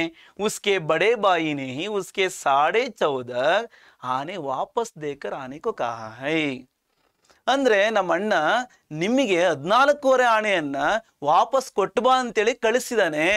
14.25 ಆಣೆ ಅಂದರೆ ನಿಮಗೆ ಗೊತ್ತಾಯ್ತು, 1 ರೂಪಾಯಿಗೆ 16 ಆಣೆ. 16 ಆಣೆಯಲ್ಲಿ 1.25 ಪೈಸೆಯನ್ನು ಈತ ಆ ಜರಡಿಗೆ ಮುರಾಕೊಂಡಿದ್ದಾನೆ. ಅಂದರೆ ಆ ಜರಡಿ ಬೆಲೆಯನ್ನು ತಗೊಂಡು ಮಿಕ್ಕ 1 ರೂಪಾಯಿನಲ್ಲಿ 14.25 ಪೈಸೆಯನ್ನು ರಿಟರ್ನ್ ಕೊಡೋದಕ್ಕೆ ತನ್ನ ತಮ್ಮನನ್ನು ಕಳಿಸ್ಕೊಟ್ಟಿದ್ದಾನೆ. 1 ರೂಪಾಯಿ ಗೊತ್ತಾಯ್ತಲ್ಲ ನಿಮಗೆ, 16 ಆಣೆಗಳು, ಅದರಲ್ಲಿ 1.25 ಪೈಸೆ ಮಾತ್ರ ಆ ಜರಡಿಯ ಬೆಲೆಯನ್ನು ಈತ ತೊಗೊಂಡಿದ್ದಾನೆ. 2 ಪೈಸೆ ಇತ್ತಲ್ವ ಅದ್ರದ್ದು ರೇಟ್ ಎಷ್ಟಿತ್ತು, ದೋಹಾನಾತ. ಪ್ರಶ್ನೆಗೆ ಉತ್ತರವನ್ನು ಕೂಡ ನಾವು ಬರೆದಿದ್ವಿ. ಆ 2 ಪೈಸೆಗೆ ಅದರಲ್ಲಿ ಸ್ವಲ್ಪ ಪೈಸೆನ ಕಡಿಮೆ ಮಾಡ್ಕೊಂಡು, ಅರ್ಧ ಪೈಸೆ ಕಡಿಮೆ ಮಾಡ್ಕೊಂಡು 1.5 ಪೈಸೆಗೆ ರಾಜಕಿಶೋರ್ ಅವರಿಗೆ ಕೊಡೋದಕ್ಕೆ ಬಾಲಕನಾಗಿರ್ತಕ್ಕಂಥ ಬಸಂತ್ ಹೇಳಿದ್ದ ಅಲ್ವರ. ಹಾಗಾಗಿ 14.25 पैसे रिटर्न ಕಳಿಸಿದಾನೆ. ರಾಜಕಿಶೋರ್ ನೇ ಬಸಂತ್ ಕೆ ಬಾರೆ ಮೇ ಪೂಛನೆ ಪರ್ ತಕ್ಷಣ ಗೊತ್ತಾಗಲಿಲ್ಲ. ಯಾಕಪ್ಪ ಅಂದ್ರೆ ಇವನು ಬಸಂತನ ತಮ್ಮ ಅಥವಾ ಅವನ ಹೆಸರು ಬಸಂತ್ ಅಂತೇಳಿ ರಾಜಕಿಶೋರ್ ಅವರಿಗೆ ಗೊತ್ತಿರಲಿಲ್ಲ. ಯಾರಪ್ಪ ಯಾರು ಸರ್, ಅವತ್ತಿನ ದಿವಸ ಅವತ್ತು ಮಧ್ಯಾಹ್ನ ನಿಮಗೆ ಜರಡಿಯನ್ನ ಕೊಟ್ಟಿದ್ನಲ್ಲ, ಚಿಲ್ಲರೆ ತಾಂಬತ್ತೀನಿ ಅಂತೇಳಿ ಹೋಗಿದ್ದವು ಅವನಲ್ವಾ, ಚಿಲ್ಲರೆ ತರಲಿಲ್ಲಲ್ವಾ, ಹಾಗಾದ್ರೆ ಅಂತೇಳಿ ಅವಾಗ ಜ್ಞಾಪಕ ಬರುತ್ತೆ ಅವ್ರಿಗೆ. ಜ್ಞಾಪಕ ಬಂದಮೇಲೆ ಕೇಳ್ತಾರೆ. ಕೇಳ್ದ ನೋಡಿ, ಜಬ್ ಉಸ್ಕ ಬಾಯಿ ಚಿಲ್ಲರ್ ಲೇಕರ್ ಲೌಟ್ ರಹಾ ತಾ, ಅಂದ್ರೆ ನಿಮ್ಮ ಅಣ್ಣ ಚಿಲ್ಲರೆ ತರ್ತೀನಿ ಅಂತೇಳಿ ಹೋಗಿದ್ದ, ವಾಪಸ್ ಆಗಿರ್ಲಿಲ್ಲ ಅಲ್ವಾ. ತಬ್ ಹೋ ಏಕ್ ಮೋಟರ್ ಸೆ ಟಕರಾ ಗಯಾ. ಈಗ ಹೇಳ್ತಾನೆ ಇಲ್ಲಿ ಪ್ರತಾಪು, ಚಿಲ್ಲರೆ ತರಕ್ಕೆ ಹೋಗಿ ಹಿಂದಿರುಗ್ಬೇಕಾರೆ ಲೌಟ್ ರಹಾತ ವಾಪಸ್ ಆಗ್ಬೇಕಾರೆ ಆಗ ಅವನು ಒಂದು ಮೋಟಾರ್ ಗಾಡಿಯ ಕೆಳಗಡೆ ಹೋಗಿ ಸಿಗಾಕೊಂಡ್ಬಿಟ್ಟ. ಅವನು ಅಂದ್ರೆ ಅವನ ಮೇಲೆ ಒಂದು ಮೋಟಾರ್ ಗಾಡಿ ಅಂದ್ರೆ ಒಂದು ವೆಹಿಕಲ್ಲು ಅವನ ಮೇಲೆ ಹೋಗ್ಬಿಡ್ತು ಸರ್, ಅವನ ಕಾಲ ಮೇಲೆ ಹೋಗ್ಬಿಡ್ತು. ಇಂಥ ಸಮಯದಲ್ಲಿ ದೇಕೋ ಮೋಟರ್ ಉಸ್ಕೆ ಪೈರಂಕ್ ಕುಚಲ್ತಿ ಹುಯಿ, ಮೋಟರ್ ಅವನ ಕಾಲುಗಳನ್ನ ಊನ ಮಾಡಾಕ್ಬಿಟ್ಟು. ಕುಚಲ್ತಿ ಮೀನ್ಸ್ ಊನ ಅಂದ್ರೆ ಚಚ್ಚದಂಗಾಯ್ತು, ಅವನ ಕಾಲುಗಳು ಜಜ್ಜಿ ಹೋದು. ಮತ್ತೆ ಅವನ ಕಾಲು ಕೂಡ ಬಹಳ ಪೆಟ್ಟಾಗ್ಬಿಟ್ಟು ಕಾಲು ಒಂದು ಸ್ವಲ್ಪ ಏನಾಯ್ತು, ಸ್ಕ್ರ್ಯಾಚ್ ಆಗ್ಬಿಡ್ತು ಸರ್ ಅಂತೇಳಿ ಹೇಳ್ತಾರೆ. ಉಸ್ಕ ಸಾರಾ ಸಾಮಾನು ಬೇಕಾರ್ಗೆ, ಅವನೆಲ್ಲ ಕೈಯಲ್ಲಿರ್ತಕ್ಕಂಥ ವಸ್ತುಗಳೆಲ್ಲ ಚೆಲ್ಲಾಡ್ಬಿಟ್ಟು, ಎಲ್ಲ ಇತ್ಲಾಗೆಲ್ಲ ಚಿಂದಿ ಆಗ್ಬಿಟ್ಟು, ಚೆಲ್ಲಾಪಿಲಿ ಆಗ್ಬಿಟ್ಟು. ಬೇಹೋಶ್ ಹೋಗಾಯತ್ತ, ಅವನು ಮೂರ್ಛೆ ಕೂಡ ಹೋಗ್ಬಿಟ್ಟ. ಈ ಒಂದು ಆಕ್ಸಿಡೆಂಟಿಂದ ಏನಾಗ್ತಾನಪ್ಪ ಅಂದರೆ ಪ್ರಜ್ಞೆನ ತಪ್ತಾನೆ. ಬೇಹೋಶ್ ಮೀನ್ಸ್ ಪ್ರಜ್ಞೆನ ತಪ್ಪತಕ್ಕಂಥದ್ದು, ಮೂರ್ಛೆ ಹೋಗ್ತಕ್ಕಂಥದ್ದು, ಗೊತ್ತಾಯ್ತಾ? ಅಂದರೆ ಅರಿವಿರಲ್ಲ, ಪ್ರಜ್ಞೆ ಇರಲ್ಲ. ಓಕೆ. ರಾಜಕಿಶೋರ್కు ಬಸಂತ್ ಕೆ ಬಾರೆ ಮೇ ಜಾನ್ಕರ್ ದುಃಖ ಹುವಾ. ರಾಜಕಿಶೋರ್ ಅವರಿಗೆ ಬಸಂತನ ಬಗ್ಗೆ ಕೇಳಿಬಿಟ್ಟು ಭಾಳ ದುಃಖ ಆಯಿತು. ಎಂಥ ಕೆಲಸ ಆಯ್ತಪ್ಪ, ನಾನೇನೋ ತಿಳ್ಕೊಂಬಿಟ್ಟಿದ್ದೆ, ಚಿಲ್ಡ್ರನ್ನ ಎತ್ಕೊಂಡ್ಬಿಟ್ಟಿದ್ದೆ ಅಂತೇಳಿ ಮನಸ್ಸಲ್ಲಿ ಅಂದ್ಕೊತಾ ಇದ್ದಾರೆ. ಇಲ್ಲಿ ತಮ್ಮನ ಹತ್ರ ಹೇಳ್ತಾ ಇಲ್ಲ. ಓಕೆ, ಎಂಥ ಒಂದು ಪರಿಸ್ಥಿತಿಗೆ ಸಿಗಾಕೊಂಡಿದ್ದಾನೆ ಅವರು. ಉನ್ಹೋನೆ ಉಸ್ಸೆ ಮಿಲ್ನೆ ಕಿ ಇಚ್ಛಾ ಜಾಹಿರ್ ಕಿ, ಮತ್ತೆ ಅವನು ನೋಡಬೇಕು ಅಂತೇಳಿ, ಅವನು ಯಾವ ಸ್ಥಿತಿಯಲ್ಲಿ ಇದ್ದಾನೆ ಅಂತೇಳಿ ನೋಡ್ತಕ್ಕಂಥ ಒಂದು ಇಚ್ಛೆಯನ್ನು ಕೂಡ ಅವರು ವ್ಯಕ್ತಪಡಿಸ್ತಾರೆ. ನಡಿಯಪ್ಪ ನೋಡೋಣ, ನಿನ್ನ ತಮ್ಮನನ್ನು ನೋಡೋಣ ಅಂತೇಳಿ ಹೋಗ್ತಾರೆ. ಪ್ರತಾಪ್ ಉನ್ಹೆ ಬೀಕು ಅಹಿರ್ಕೆ ಗರ್ ಲೇ ಜಾತಾ ಹೈ. ಪ್ರತಾಪ್ ಏನು ಮಾಡ್ತಾನೆ, ಅವರನ್ನು ಗೊಲ್ಲರ ದೊಡ್ಡಿಲಿರ್ತಕ್ಕಂಥ ಅಹಿರ್ ಟೀಲಾ ಇಲ್ಲಿ ಬರುತ್ತೆ ನೋಡಿ. ಅಹಿರ್ ಟೀಲೈನಲ್ಲಿ ಇವ್ರು ಇರ್ತಾರೆ. ಇವರು ಯಾರು, ಬಸಂತ್ ಮತ್ತು ಅವರ ತಮ್ಮ ಪ್ರತಾಪ್ ಇವರಿಬ್ಬರು ಕೂಡ ಆ ಒಂದು ಗೊಲ್ಲರ ದಿಣ್ಣೆಯಲ್ಲಿ ಇದ್ದಾರೆ. ಅವರ ಮನೆಗೆ ಇಲ್ಲಿ ಕರ್ಕೊಂಡು ಹೋಗ್ತೇನೆ. ಅಹಿರ್ಕೆ ಗರ್ ಲೇ ಜಾತ ಹೇ. ಬೀಕು ಅಹೀರ್ ಅಂದರೆ ಗೊಲ್ಲ ಭಿಕ್ಷುಕ ಅಥವಾ ಭಿಕ್ಷುಕ ಗೊಲ್ಲನ ಮನೆಗೆ ಕರ್ಕೊಂಡು ಹೋಗ್ತಾನೆ. ಜಹಾವೆ ದೋನೋ ರೆಹತೆ ಹೇ, ಅಲ್ಲಿ ಪ್ರತಾಪ್ ಮತ್ತು ಬಸಂತ್ ಇಬ್ಬರು ಕೂಡ ಅಲ್ಲಿ ವಾಸ ಮಾಡ್ತಾರೆ. ಉನ್ಕೆ ಮಾತಾ ಪಿತಾಕ ದಂಗೋ ಮೇ ಕಿಸಿನೇ ಮಾರ್ ಡಾಲಾತ. ಇವ್ರ ತಂದೆ ತಾಯಿಗಳಿಲ್ಲ. ಯಾಕಪ್ಪ ಅಂದರೆ ಯಾವುದೋ ಒಂದು ಗಲಾಟೆಯಲ್ಲಿ, ಯಾವುದೋ ಒಂದು ಸಂದರ್ಭದಲ್ಲಿ ಏನೋ ಗಲಾಟೆ ನಡೆದಿದೆ. ಆ ಗಲಾಟೆಯಲ್ಲಿ ಯಾರೋ ಇವ್ರ ತಂದೆ ತಾಯಿಗಳನ್ನ ಇಬ್ಬರನ್ನು ಕೂಡ ಹೊಡೆದಾಕಿರ್ತಾರೆ. ಹಾಗಾಗಿ ಈಗ ಇವರು ಅನಾಥರಾಗಿ ಇನ್ನೊಬ್ಬರ ಮನೆಯಲ್ಲಿ, ಒಬ್ಬ ಭಿಕ್ಷುಕನ ಮನೆಯಲ್ಲಿ ಇವರು ವಾಸ ಮಾಡ್ತಾ ಇದ್ದಾರೆ. ರಾಜಕಿಶೋರ್ ಅಮರ್ ಸಿಂಹ ಸೆ ಡಾಕ್ಟರ್ ವರ್ಮಾ ಕೋ ಲೇಕರ್ ಅಹಿರ್ ಟೀಲೆ ಮೇ ಪೌಂಚನೆ ಕೋ ಕಹತಾ ಹೈ. ಆಗ ಇಷ್ಟೆಲ್ಲ ವಿಷಯ ತಿಳ್ಕೊಂಡ ಮೇಲೆ ರಾಜಕಿಶೋರ್ ಅವರು ತನ್ನ ಮನೆಯಲ್ಲಿರ್ತಕ್ಕಂಥ ಹಾಳು ನೌಕರ ಇದ್ದಾನಲ್ಲ ಅಮರ್ ಸಿಂಹನಿಗೆ ಹೇಳ್ತಾರೆ. ರಾಜಕಿಶೋರ್ಗೆ ನೌಕರ್ ಕ ನಾಮ್ ಕ್ಯಾ ಹೈ ಯಹಾ ಪರ್ ಅಮರ್ ಸಿಂಹ. ರಾಜಕಿಶೋರ್ ಅವರ ನೌಕರನ ಹೆಸರು, ಆಳನ ಹೆಸರು ಏನಪ್ಪ ಅಂದ್ರೆ ಇಲ್ಲಿ ಅಮರ್ ಸಿಂಹನಿಗೆ ಹೇಳತಕ್ಕಂಥದ್ದು, ಡಾಕ್ಟರ್ ವರ್ಮಾರವರನ್ನ ನೀನು ಕರ್ಕೊಂಡು ಸೀದಾ ಅಹಿರ್ ಟೀಲೆ ಮೇ ಪೌಂಚನೆಗೂ ಕ್ಯಾತಾ ಹೈ. ಆ ಗೊಲ್ಲರ ದಿಣ್ಣೆ ಅಥವಾ ಗೊಲ್ಲರ ದೊಡ್ಡಿಗೆ ನೀನು ಬರಬೇಕು, ಡಾಕ್ಟರ್ ವರ್ಮಾರವ್ರನ್ನ ಕರ್ಕೊಂಡು ಬಾರಪ್ಪ ಅಂತೇಳಿ. ಇದು ನಮಗೆ ಎರಡನೇ ದೃಶ್ಯದಲ್ಲಿ ನೋಡ್ತಕ್ಕಂಥ ಒಂದು ಸಂಗತಿಗಳಾಗಿದ್ದಾವೆ ಮಕ್ಕಳೇ. ಎರಡನೇ ದೃಶ್ಯ ಅರ್ಥವಾಯ್ತಲ್ವ? ಮೊದಲನೇ ದೃಶ್ಯದಲ್ಲಿ ಏನೆಲ್ಲ ಒಂದು ಸಂಗತಿಗಳನ್ನ ತಿಳ್ಕೊಂಡ್ವಿ, ಎರಡನೇ ದೃಶ್ಯದಲ್ಲಿ ಯಾವ ರೀತಿ ತಮ್ಮ ಬಂದಿಲ್ಲಿ ತನ್ನ ಅಣ್ಣನ ಒಂದು ಪರಿಸ್ಥಿತಿ ಮತ್ತು ಅವನ ಒಂದು ಪ್ರಾಮಾಣಿಕತೆ ಹೇಗಿದೆ, ಆತ ನಿಮಗೆ ಉಳಿದ ಚಿಲ್ಲರೆಯನ್ನು ಹಿಂದಿರುಗ್ಸಕ್ಕೆ ಬರ್ತಾ ಇದ್ದ, ಆದರೆ ಈ ರೀತಿಯ ಒಂದು ಘಟನೆ ಆಯಿತು ಅಂತೇಳಿ ಹೇಳಿದಂಥ ಒಂದು ಸಂದರ್ಭವನ್ನು ನಾವಿಲ್ಲಿ ಗಮನಿಸ್ತೇವೆ. ಈಗ ಇಬ್ಬರು ಕೂಡ ಎಲ್ಲಿಗೆ ಹೋಗ್ತಾ ಇದ್ದಾರೆ? ಬಸಂತನ ನೋಡೋದಕ್ಕೆ ರಾಜ್ ಕಿಶೋರ್ ಅವರು ತನ್ನ ಬಸಂತನ ತಮ್ಮನ ಜೊತೆಯಲ್ಲಿ ಹೊರಟಿದ್ದಾರೆ. ಈಗ ಮುಂದೆ ಹೋಗೋಣ ಮಕ್ಕಳೇ. ನೋಡಿ, ಇಲ್ಲಿ ವಿಚಾರಣೆಯನ್ನು ಮಾಡ್ತಾ ಇರೋದನ್ನು ನಾವು ನೋಡ್ತಾ ಇದ್ದೀವಿ. ಮುಂದೆ ಹೋಗೋಣ. ಈಗ ನೋಡಿ, ಎರಡನೇ ದೃಶ್ಯಕ್ಕೆ ಸಂಬಂಧಪಟ್ಟಂತೆ ನಾವು ಕೆಲವಾರು ಪ್ರಶ್ನೆಗಳನ್ನು ನೋಡಿದ ತರುವಾಯ ಮೂರನೇ ದೃಶ್ಯದಲ್ಲಿ ನಾವು ಕೊನೆಯದಾಗಿ ಈ ಪಾಠದ ಕೊನೆಯ ದೃಶ್ಯ, ಮೂರನೇ ದೃಶ್ಯ, तीसरा दृश्य, उसके बारे में जानने के पहले दूसरे दृश्य के संबंधित कई प्रश्नों का भी समझ लेने का बहुत ही जरूरी है. ನಾವು ಮೂರನೇ ದೃಶ್ಯಕ್ಕೆ ಹೋಗಕ್ಕೆ ಮೊದಲು ಎರಡನೇ ದೃಶ್ಯದಲ್ಲಿ ಏನೆಲ್ಲ ಒಂದು ವಿಷಯಗಳನ್ನು ನಾವು ಅರ್ಥ ಮಾಡಿಕೊಂಡು ಆ ಒಂದು ಅರ್ಥಕ್ಕೆ ಸಂಬಂಧಪಟ್ಟಂತೆ ಕೆಲವೊಂದು ಪ್ರಶ್ನೆಗಳನ್ನು ನಾವು ಇಲ್ಲಿ ಉತ್ತರವನ್ನು ಬರೆಯೋಕ್ಕೆ ನಾವು ಪ್ರಯತ್ನ ಪಡೋಣ ಮಕ್ಕಳೇ. ಓಕೆ, एक वाक्य में उत्तर लिखी, बसंत के बाई का नाम क्या था? बसंतನ ತಮ್ಮನ ಹೆಸರೇನಾಗಿತ್ತು?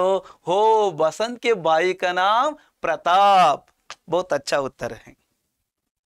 उत्तर बरेना ನೋಡಿ. बसंत के बाई का नाम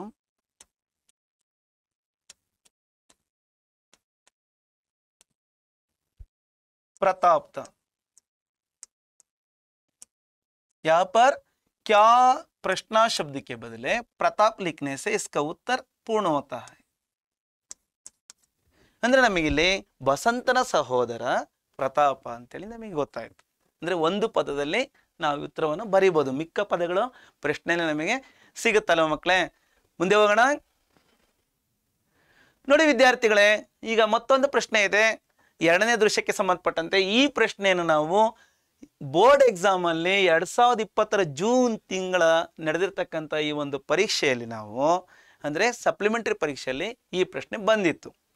ಬಸಂತ್ और ಪ್ರತಾಪ್ कहाँ रहते थे? ಬಸಂತ್ ಮತ್ತು ಪ್ರತಾಪ್ ಎಲ್ಲಿ ಇರ್ತಾ ಇದ್ರು? इसका उत्तर बसंत और प्रताप अहिर टीले के घर में रहते थे. बसंत और प्रताप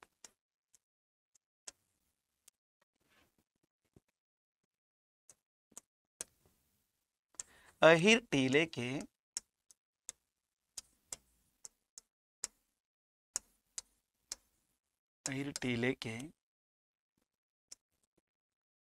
घर में रहते थे. ಅಂದ್ರೆ ಆ ಗೊಲ್ಲರ ದಿಣ್ಣೆಯಲ್ಲಿ ಇರ್ತಕ್ಕಂಥ ಮನೆಯಲ್ಲಿ ಇವರು ಇರ್ತಾ ಇದ್ರು, ವಾಸ ಮಾಡ್ತಾರೆ. ಗೊತ್ತಾಯ್ತಲ್ಲ ಮಕ್ಕಳೇ. ಈಗ ಮುಂದೆ ಹೋಗೋಣ. ಮತ್ತೊಂದು ಪ್ರಶ್ನೆ ಇಲ್ಲಿದೆ, ಒಂದು ವಾಕ್ಯದ ಪ್ರಶ್ನೆ ಇದು ಕೂಡ. ಇದನ್ನು ಕೂಡ ನಾವು 2017 ಏಪ್ರಿಲ್ ಅಲ್ಲಿ ನಡೆದಿರ್ತಕ್ಕಂಥ ಬೋರ್ಡ್ ಎಕ್ಸಾಮ್ ಅಲ್ಲಿ ಈ ಪ್ರಶ್ನೆಯನ್ನ ನಾವು ನೋಡಿದ್ವಿ. ಈ ಪ್ರಶ್ನೆಗೆ ಉತ್ತರವನ್ನು ನಾವು ನೋಡೋಕ್ಕೆ ಮೊದಲು ಪ್ರಶ್ನೆ ಏನಿದೆ ಅಂತ ನೋಡೋಣ. ಪ್ರತಾಪ್ ಪಂಡಿತ್ ರಾಜ್ ಕಿಶೋರ್ ಗೆ ಘರ್ ಕ್ಯೂ ಗಯಾ ತಾ? ಪ್ರತಾಪ್ ಪಂಡಿತ್ ರಾಜ್ ಕಿಶೋರ್ ಅವರ ಮನೆಗೆ ಏಕೆ ಹೋಗಿದ್ದ? ಏನಕ್ಕೆ ಹೋಗಿದ್ದ? ಓ, ಅಂದ್ರೆ ತನ್ನ ಅಣ್ಣ ಕೊಟ್ಟಿರ್ತಕ್ಕಂಥ ಚಿಲ್ಲರೆಯನ್ನ ವಾಪಸ್ ಕೊಡಕ್ ಹೋಗಿದ್ನಲ್ವಾ. ಅದನ್ನ ಹಿಂದಿಲಿ ಹೇಗೆ ಬರಿಬಹುದು ನೋಡಿ. ಪ್ರತಾಪ್ पंडित राजकिशोर के घर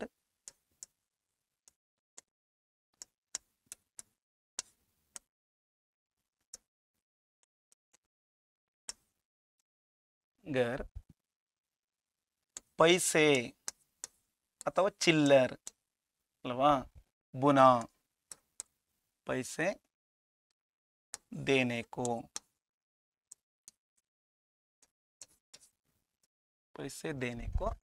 गया था. ಅರ್ಥವಾಯ್ತಲ್ಲ ಮಕ್ಕಳೇ. ಈಗ ನಾವು ಮತ್ತೊಂದು ಪ್ರಶ್ನೆಯನ್ನು ನಾವು ನೋಡೋಣ ಮಕ್ಕಳೇ. 8ನೇ ಪ್ರಶ್ನೆ, ಪಂಡಿತ್ ರಾಜ್ ಕಿಶೋರ್ ಕहाँ रहते थे? ಪಂಡಿತ್ ರಾಜ್ ಕಿಶೋರ್ ಅವರು ಎಲ್ಲಿ ಇರ್ತಾ ಇದ್ರು? ಪಂಡಿತ್ ರಾಜ್ ಕಿಶೋರ್ ಕಿಶನ್ಗಂಜ್ में रहते थे. ಎಲ್ಲಿರ್ತಾ ಇದ್ರು? ಎಲ್ಲಿ ವಾಸ ಮಾಡ್ತಿದ್ರು ಅವರು? ಕಿಶನ್ಗಂಜ್ ಅಲ್ಲಿ. उत्तर इस तरह लिखना, कहा के बदले पंडित राज किशोर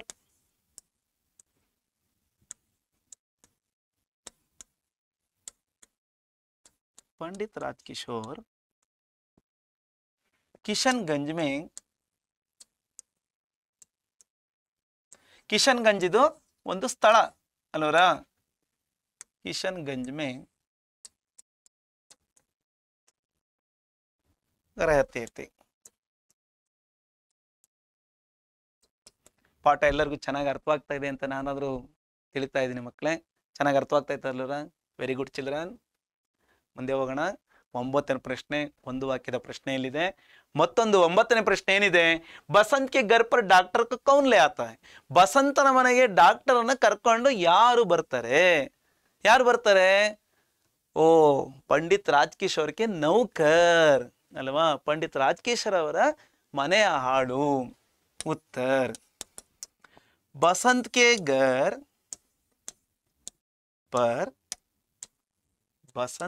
घर पर डॉक्टर को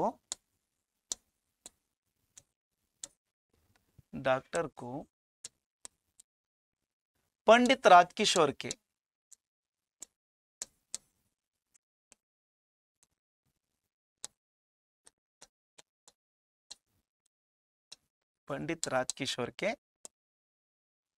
नौकर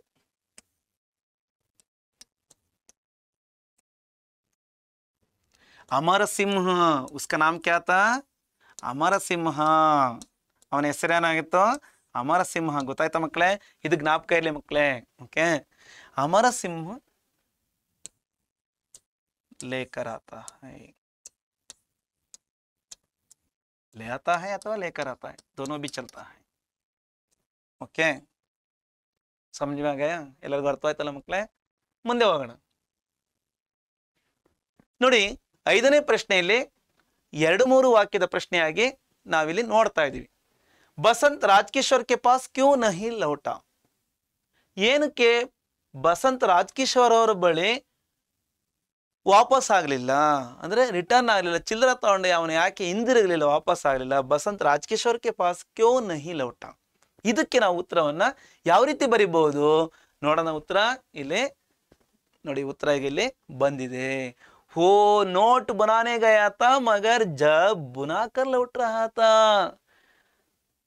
तो मोटर के नीचे आ गया, मोटर उसके ऊपर से निकल गई, इसलिए हो राजकिशोर के पास ना आ सका, हो बेहोश हो गया था. ಅಂದ್ರೆ ಏನಿಲ್ಲ, ಅವನು ಚಿಲ್ಲರವನ್ನ ತರಕ್ಕೆ ಹೋಗಿದ್ದ, ಆದ್ರೆ ಅವನು ಮೋಟಾರ್ ಗಾಡಿಯ ಕೆಳಗಡೆ ಏನಾಗ್ತಾನೆ, ಸಿಗಾಕೊಂಡ್ಬಿಟ್ಟು ಅವನು ನೋವಿಗೊಳಗಾಗ್ತಾನೆ. ಹಾಗಾಗಿ ಅವನು ರಾಜ್ಕಿಶೋರ್ ಅವರ ಒಂದು ಚಿಲ್ಲರವನ್ನ ವಾಪಸ್ ತರೋದಕ್ಕೆ ಆಗಲಿಲ್ಲ ಅಲ್ಲವರ. ಜೊತೆಗೆ ಆತ ಆ ಒಂದು ಏಟಿನ ಜೊತೆಯಲ್ಲಿ ಅವನು ಮೂರ್ಛೆ ಕೂಡ ಹೋಗಿರ್ತಾನೆ ಅಲ್ಲವರ, ಪ್ರಜ್ಞೆನ ತಪ್ಪಿರ್ತಾನೆ ಅಲ್ವ ಮಕ್ಕಳೇ. ಇದು ಇಷ್ಟು ಉತ್ತರವನ್ನು ಬರೆದಿದ್ದೆ ಆದರೆ ನಿಮಗೆ 2 ಅಥವಾ 3 ಅಂಕಗಳು ನಿಮಗೆ ಸಲೀಸಾಗಿ ದೊರೆಯುತ್ತೆ. ಮುಂದೆ ಹೋಗೋಣ. ಮತ್ತೊಂದು ಪ್ರಶ್ನೆ ಇದೆ. ಈ ಪ್ರಶ್ನೆ ನಮಗೆ ಜೂನ್ 2020 ಮತ್ತೆ ಏಪ್ರಿಲ್ 2017ರ ಪರೀಕ್ಷೆಗಳಲ್ಲಿ ನಾವು ಈ ಪ್ರಶ್ನೆಯನ್ನು ನಾವು ಕಾಣಬಹುದು. ಈ ಪ್ರಶ್ನೆ ಪ್ರತಾಪ್ ರಾಜ್ಕಿಶೋರ್ ಕೆ ಘರ್ ಕ್ಯೋ ಆಯಾ? ಪ್ರತಾಪ್ ರಾಜ್ಕಿಶೋರ್ ಅವರ ಮನೆಗೆ ಏನಕ್ಕೆ ಬಂದ? ಇದು ಒಂದು ವಾಕ್ಯದಲ್ಲಿ ನಾವು ಕೂಡ ಬರೆದ್ವಿ ಅಲ್ವಾ, ಅಂದ್ರೆ ಚಿಲ್ಲರೆ ತಗೊಂಡು ಬಂದ ಅಂತೇಳಿ ನಾವು ಬರೆದ್ವಿ. ಈಗ 2-3 ವಾಕ್ಯದಲ್ಲಿ ಕೇಳಿದಾಗ ಸ್ವಲ್ಪ ವಿವರಣಾತ್ಮಕವಾಗಿ ಬರೀಬೇಕಾಗ್ತದೆ. ಡೀಟೇಲ್ ಆಗಿ ಆನ್ಸರ್ ಬರೆದ್ರೆ ಇಲ್ಲಿ ನಮಗೆ 2-3 ಅಂಕಗಳು ಸಿಗೋದಕ್ಕೆ ಸಾಧ್ಯ ಆಗುತ್ತೆ. ಇಲ್ಲ ಅಂದ್ರೆ ಒಂದು ವಾಕ್ಯದಲ್ಲಿ ಬರೆದ್ರೆ ನಿಮಗೆ 1 ಅಂಕಗಳಷ್ಟೇ ಅಲ್ವಾ. ನೋಡಿ, ಉತ್ತರ ಈ ರೀತಿಯಾಗಿ ನಾವು ಬರಿಬೇಕು. बसंत राजकिशोर जी से नोट लेकर बुनाने गया, मोटर दुर्घटना में उसके पैर कुचल गए, वो बेहोश हो गया था. पंडित राजकिशोर ಅವರಿಗೆ ನೋಟನ ತಗೊಂಡು ಚಿಲ್ಲರೆಯನ್ನ ತರಕ್ಕೆ ಹೋಗಿದ್ದ. ಮತ್ತೆ ಆ ಹೋದಂತ ಸಂದರ್ಭದಲ್ಲಿ ಮೋಟಾರ್ ಆಕ್ಸಿಡೆಂಟ್ ಅಲ್ಲಿ ಅವನ ಕಾಲುಗಳೇನಾಗಿದ್ದು ಜಜ್ಜಿ ಹೋಗಿದ್ದು. ಹಾಗಾಗಿ ಜೊತೆಗೆ ಮೂರ್ಛೆ ಕೂಡ ಹೋಗಿದ್ದ. ಬಡಿ ದೇರ್ ಮೇ ಜಬ್ ಉಸೆ ಓಶ್ ಆಯತೋ, ಬಹಳ ಹೊತ್ತಿನಲ್ಲಿ ಅವನಿಗೆ ಯಾವ ಪ್ರಜ್ಞೆ ಬಂತೋ. ಓಶ್ ಮೀನ್ಸ್ ಪ್ರಜ್ಞೆ. ಬೇಹೋಶ್ ಕಾ ಉಲ್ಟೆ ಅರ್ಥ ಓಶ್. ನೋಡಿ, ಇಲ್ಲಿ 2 ಪದಗಳನ್ನು ನೀವು ಗಮನಿಸಬೇಕು. ಬೇಹೋಶ್ ಕೆ ಲಿಯೇ ವಿಲೋಮ್ ಶಬ್ದ ಓಶ್, ಓಶ್ ಕೆ ಲಿಯೇ ವಿಲೋಮ್ ಶಬ್ದ ಬೇಹೋಶ್. ಅರ್ಥ ಆಯ್ತಾ ಮಕ್ಕಳೇ? उसने प्रताप को राजकिशोर के 14.5 आने लौटने को कहा, इसलिए प्रताप राजकिशोर के घर आया. ಅಂದ್ರೆ ಅವರ ಒಂದು 14.25 ಆಣೆ ಚಿಲ್ಲರವನ್ನ ಮರಳಿಸುವ ಸಲುವಾಗಿ ಅವನು ಅವ್ರ ಮನೆಗೆ ಹೋಗಿದ್ದ ಅಂತೇಳಿ ಬಂದಿದ್ದ ಅಂತೇಳಿ ನಿಮಗೆ ಅರ್ಥವಾಯ್ತಲ್ವಾ. ಇದು 2-3 ವಾಕ್ಯದಲ್ಲಿ ಇಷ್ಟನ್ನ ಬರೆದ್ರೆ ಒಂದು ವಾಕ್ಯಕ್ಕೆ ಕೇಳದಂಥ ಸಂದರ್ಭದಲ್ಲಿ ಒಂದು ಅಂಕಕ್ಕೆ ಸಲುವಾಗಿ ಇಷ್ಟು ಬರಿಬೇಕಾತ್. ಆರ್ ಪ್ರತಾಪ್ ಪಂಡಿತ್ ರಾಜಕಿಶೋರ್ ಕಿ ಗರ್ ಪೈಸೆ ಲೌಟಾನಿಕೋ ಗಯಾತ. ಪೈಸೆಯನ್ನ ಅಂದ್ರೆ ದುಡ್ಡನ್ನ ಚಿಲ್ಲರವನ್ನ ಹಿಂದಿರುಗಿಸಲು ಹೋಗಿದ್ದ ಅಲ್ವ ಮಕ್ಕಳೇ. ಈಗ ಮುಂದೆ ಹೋಗೋಣ ನೋಡಿ. ತರುವಾಯ ಈಗ ನಾವು 3ನೇ ದೃಶ್ಯದಲ್ಲಿ ನಾವು ಈ ನಾಟಕದಲ್ಲಿ ಏನೆಲ್ಲ ಒಂದು ಘಟನೆಗಳನ್ನು ನಾವು ಕಾಣಬಹುದು. 3ನೇ ದೃಶ್ಯದಲ್ಲಿ ಬಸಂತ್ ಮತ್ತೆ ಪ್ರತಾಪ್ ರವರ ಬಗ್ಗೆ ಏನು ವಿಷಯ ಇದೆ, ಮತ್ತೆ ರಾಜಕಿಶೋರ್ ಅವರ ಒಂದು ಇಲ್ಲಿ ಏನೆಲ್ಲ ಒಂದು ಭಾವನೆಗಳನ್ನು ನಾವು ಇಲ್ಲಿ ಗಮನಿಸಬಹುದು ಅಂತ ನೋಡೋಣ. ತೀಸರಾ ದೃಶ್ಯ स्टेज पर एक कच्चे घर के अंदर के ಓಸಾರೆ का ದೃಶ್ಯ है. 3ನೇ ದೃಶ್ಯ ಹೇಗಿದೆ ಇಲ್ಲಿ ಸ್ಟೇಜ್ ಮೇಲೆ ಅಥವಾ ನಾಟಕವನ್ನು ನೋಡ್ತಕ್ಕಂಥ ಪ್ರೇಕ್ಷಕರಿಗೆ ಯಾವ ತರ ಕಾಣ್ತಾ ಇದೆ ನೋಡೋಣ. ಆ ಒಂದು ರಂಗಸಜ್ಜಿಕೆಯ ಮೇಲೆ ಒಂದು ಹಳೇ ಮನೆ ಇದೆ ನೋಡಿ. ಇಲ್ಲಿ ಹಳೆ ಮನೆಯನ್ನು ನಾವು ನೋಡ್ತಾ ಇದ್ದೀವಿ ಅಲ್ವಾ. ಬಹಳ ಆಗಲೇ ಶಿಥಿಲಾವಸ್ಥೆಯಲ್ಲಿ ಇರತಕ್ಕಂಥದ್ದು, ಅಂದರೆ ರಿಪೇರಿಲಿರ್ತಕ್ಕಂಥ ಮನೆ ಅಲ್ವಾ. ಮತ್ತೆ ಮನೆಯ ಒಂದು ಅಂಗಳ ಇದೆ, ಅಂದರ್ಕೆ ಓಸಾರೆ ಕ ದೃಶ್ಯ, ಮನೆಯ ಒಳಗಿನ ಒಂದು ಅಂಗಳ. ಓಸಾರ ಮೀನ್ಸ್ ಬರಾಮದ, ಮನೆಯ ಅಂಗಳವನ್ನು ನಾವು ಒಳಗಿನ ಒಂದು ಅಂಗಳವನ್ನು ನಾವು ನೋಡ್ತಾ ಇದ್ದೀವಿ. ಜಮೀನ್ ಪರ್ ದರಿ ಬಿಚ್ಚಿ ಹೈ, ನೆಲದ ಮೇಲೆ ಚಾಪೆಯನ್ನು ಹಾಸಲಾಗಿದೆ. ಉಸ್ ಪರ್ ಬಸಂತ್ ಲೇಟಾ ಹೈ, ಆ ಚಾಪೆ ಮೇಲೆ ಬಸಂತ್ ಏನಾಗಿದ್ದಾನೆ ಮಲ್ಕೊಂಡಿದ್ದಾನೆ. ಹರ ಹರ ಕರ್ ದರ್ದ್ ಸೆ ಕರಹ ಉಡ್ತಾ ಹೈ, ಮಲಗಿರ್ಬೇಕಾದ್ರೆ ಈ ರೀತಿ ಅವನು ನೋವಿನಿಂದ ಹಾಗೆ ಅಮ್ಮ ಅಂತೇಳಿ ರೋಧಿಸ್ತಾ ಇದ್ದಾನೆ, ಭಾಳ ನೋವಿನಲ್ಲಿ ವ್ಯಥೆ ಪಡ್ತಾ ಇದ್ದಾನೆ ಮಕ್ಕಳೇ. ಪ್ರತಾಪ್ ಅವ್ರ ರಾಜಕಿಶೋರ್ಗೆ ಪ್ರವೇಶ, ಈ ಥರ ನೋವಿನಲ್ಲಿ ಪೌಡಿಸಿರ್ಬೇಕಾರೆ ಮಲಗಿರ್ಬೇಕಾದ್ರೆ ಪ್ರತಾಪ್ ಮತ್ತು ರಾಜಕಿಶೋರ್ ಅವರು ಎಂಟ್ರಿ ಆಗ್ತಾರೆ ಈ ಒಂದು ದೃಶ್ಯದಲ್ಲಿ. ಅಂದರೆ ಪ್ರತಾಪನ ಜೊತೆಯಲ್ಲಿ ರಾಜಕಿಶೋರ್ ಅವರು ಇವರ ಮನೆಗೆ, ಬಸಂತನ ಮನೆಗೆ ಬಂದಿದ್ದಾರೆ. ಯಾವ ಸಲುವಾಗಿ?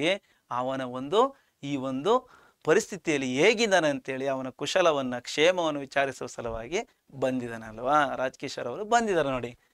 ಬಸಂತ್ ಪ್ರತಾಪ್ ಕೆ ಸಾಥ್ ರಾಜಕಿಶೋರ್ ಕ ದೇಖರ ಆಶ್ಚರ್ಯ में पड़ता है.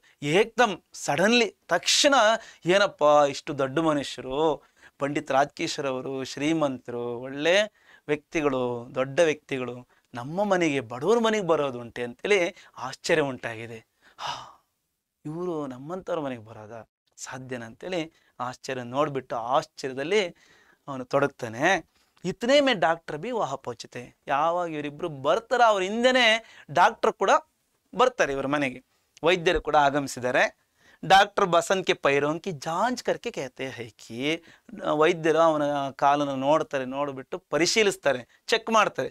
ಜಾಂಚ್ ಮೀನ್ಸ್ ಪರಿಶೀಲನೆ, ಆಯ್ತಾ, ತಪಾಸಣೆ ಮಾಡಿಬಿಟ್ಟು ಶಾಯದ್ ಏಕ್ ಪೈರ್ ಕಿ ಅಡ್ಡಿ ಟೂಟ್ ಗೈ, ಬಹುಶಃ ಒಂದು ಕಾಲಿನ ಒಂದು ಮೂಳೆ, ಅಡ್ಡಿ ಮೀನ್ಸ್ ಬೋನ್, ಟೂಟ್ ಗೈ ಮುರಿದು ಹೋಗಿದೆ, ಬ್ರೋಕನ್ ಆಗಿದೆ, ಇವನ ಒಂದು ಕಾಲಲ್ಲಿ ಇರ್ತಕ್ಕಂಥ ಒಂದು ಮೂಳೆ ಎಲ್ಲೋ ಕಟ್ಟಾಗಿದೆ, ಹಾಗಾಗಿ ಇವನಿಗೆ ಭಾಳ ವ್ಯಥೆ ಆಗ್ತಾ ಇದೆ ಅಂತ ಹೇಳ್ತಾರೆ. ವೇ ಬಸಂತ್ ಕೋ ತುರಂತ ಏಕ್ ಇಂಜೆಕ್ಷನ್ ಲಗಾತೆ, ಅವ್ರೇನು ಮಾಡ್ತಾರೆ, ಬಸಂತನಿಗೆ ತಕ್ಷಣ ಒಂದು ಇಂಜೆಕ್ಷನ್ ಹಾಕ್ತಾರೆ.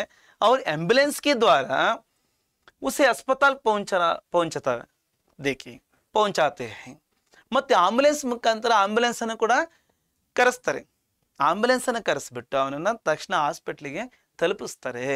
ಈ ಹಾಸ್ಪಿಟ್ಲಿಗೆ ಇನ್ನು ಹೆಚ್ಚಿನ ಚಿಕಿತ್ಸೆಗೆ, ಇನ್ನು ಇವನಿಗೆ ಹೆಚ್ಚಿಗೆ ಚಿಕಿತ್ಸೆ ಆಗಬೇಕು, ಇವನಿಗೆ ಮತ್ತೆ ಎಕ್ಸ್ರೇ ತೆಗಿಬೇಕು ಅಂತ ಕೂಡ ಹೇಳ್ತಾರೆ. अंत में ರಾಜಕಿಶೋರ್ ಬಸಂತ್ से कहते हैं कि ईमानदारी एक दुर्लभ गुण है. ಇಂತಹ ಒಂದು ಬಾಲಕನಲ್ಲಿರ್ತಕ್ಕಂಥ ಒಂದು ಉತ್ತಮವಾದ ಒಂದು ಮೌಲ್ಯವನ್ನು ಕಂಡು ಇವನಲ್ಲಿ ಯಾರ ಹತ್ರನೂ ಕೂಡ ಉಚಿತವಾಗಿ ಬಿಟ್ಟಿಯಾಗಿ ಏನನ್ನೂ ಕೂಡ ಪಡೆದಲಿರ್ತಕ್ಕಂಥ ಒಂದು ದೊಡ್ಡ ಗುಣ ಇದೆಯಲ್ಲ, ಇದು ಪ್ರಾಮಾಣಿಕತೆಯಾಗಿದೆ. ಇದು ಬಹಳ ಅಪರೂಪವಾದ ಒಂದು ಗುಣವಾಗಿದೆ. ದುರ್ಲಭ ಗುಣ ಹೈ, ಅಪರೂಪವಾದ, ಅಸಾಧ್ಯವಾದ, ವಿರಳವಾದ ಒಂದು ಗುಣ ಆಗಿದೆ ಅಂತೇಳಿ ಪಂಡಿತ್ ರಾಜಕಿಶೋರ್ ಅವರು ಪ್ರತಾಪನ ಬಗ್ಗೆ ಬಹಳ ಬಹುವಾಗಿ ಇಲ್ಲಿ ಮೆಚ್ಕೊತಾರೆ ಮಕ್ಕಳೇ. ಇಲ್ಲಿಗೆ ನಮ್ಮ ಈ ಏಕಾಂಕಿ ಪಾಠ 6 ಬಸಂತ್ ಕಿ ಸಚ್ಚಾಯಿ ಕಾ 3 ದೃಶ್ಯ ಬಿ ಖತಮ್ ಹೋ ಜಾತಾ ಹೈ. 3 ದೃಶ್ಯಗಳಲ್ಲಿ ಮುಕ್ತಾಯ ಆಗುತ್ತೆ. ಈ 3ನೇ ದೃಶ್ಯದ ಸಹಿತ ಈ ಒಂದು ನಾಟಕವನ್ನು ನಾವು ಮುಕ್ತಾಯ ಮಾಡ್ತಾ ಇದ್ದೀವಿ. ಮುಕ್ತಾಯ ಮಾಡೋದ್ರ ಜೊತೆಯಲ್ಲಿ ನಾವು ಮೂರನೇ ದೃಶ್ಯಕ್ಕೆ ಸಂಬಂಧಪಟ್ಟಂತೆ ಕೆಲವೊಂದು ಪ್ರಶ್ನೆಗಳನ್ನು ಕೂಡ ನಾವು ನೋಡಬೇಕಾಗಿದೆ ಮಕ್ಕಳೇ. ನೋಡಿ, ಈಗ ನಾವು ಮುಂದೆ ಹೋಗೋಣ. ನೋಡಿ, ಮೂರನೇ ದೃಶ್ಯಕ್ಕೆ ಸಂಬಂಧಪಟ್ಟಂತೆ ನಮಗೆ ಇಲ್ಲಿ ಏಕವಾಕ್ಯ में उत्तर लिखिए 10वां ಪ್ರಶ್ನೆ 10th ಕ್ವಶನ್ ಇಲ್ಲಿ ಏನಿದೆ ಅಂದರೆ ಇದುವರೆಗೂ ನಾವು ನೋಡ್ತಾ ಬಂದಿರತಕ್ಕಂಥ ಒಂದು ವಾಕ್ಯದ ಪ್ರಶ್ನೆಗಳಲ್ಲಿ ಇದು 10ನೇ ಪ್ರಶ್ನೆ ಅಂತ ಗೊತ್ತಾಯ್ತಾ ಮಕ್ಕಳೇ. बसंत की सच्चाई ಏಕಾಂಕಿ में कितने दृश्य हैं? बसंत की सच्चाई ಈ ಏಕಾಂಕ ನಾಟಕದಲ್ಲಿ ಎಷ್ಟು ದೃಶ್ಯಗಳಿದಾವೆ? 3 दृश्य है. पूरा वाक्य में लिखना चाहिए. ಒಂದು ವರ್ಡಲ್ಲಿ ಬರಿಬಾರ್ದು. ಏಕ್ ಪದ में लिखिए ಅಂತ ಕೊಟ್ಟರೆ ನೀವು ಒಂದು ಪದದಲ್ಲಿ ಬರೆದ್ರೆ ಓಕೆ. ಇಲ್ಲಿ ಏಕ್ ವಾಕ್ಯ में उत्तर लिखिए, ಒಂದು ವಾಕ್ಯದಲ್ಲಿ ಬರೆಯಿರಿ, ಸೆಂಟೆನ್ಸ್ ಅಲ್ಲೇ ಬರೀಬೇಕು. ಹಾಗಾಗಿ ನಿಮಗೆ ಕಷ್ಟ ಆಗಲ್ಲ. ಕೇವಲ ಉತ್ತರ ಪದವನ್ನು ಬಿಟ್ಟು ಮಿಕ್ಕೆಲ್ಲ ಪದಗಳು ನಿಮಗೆ ಪ್ರಶ್ನೆಯಲ್ಲೇ ದೊರೀತವೆ. ಓಕೆ. बसंत की सच्चाई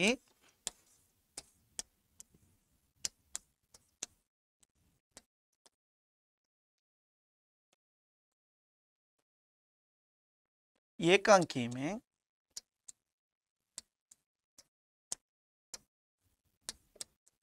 तीन दृश्य है.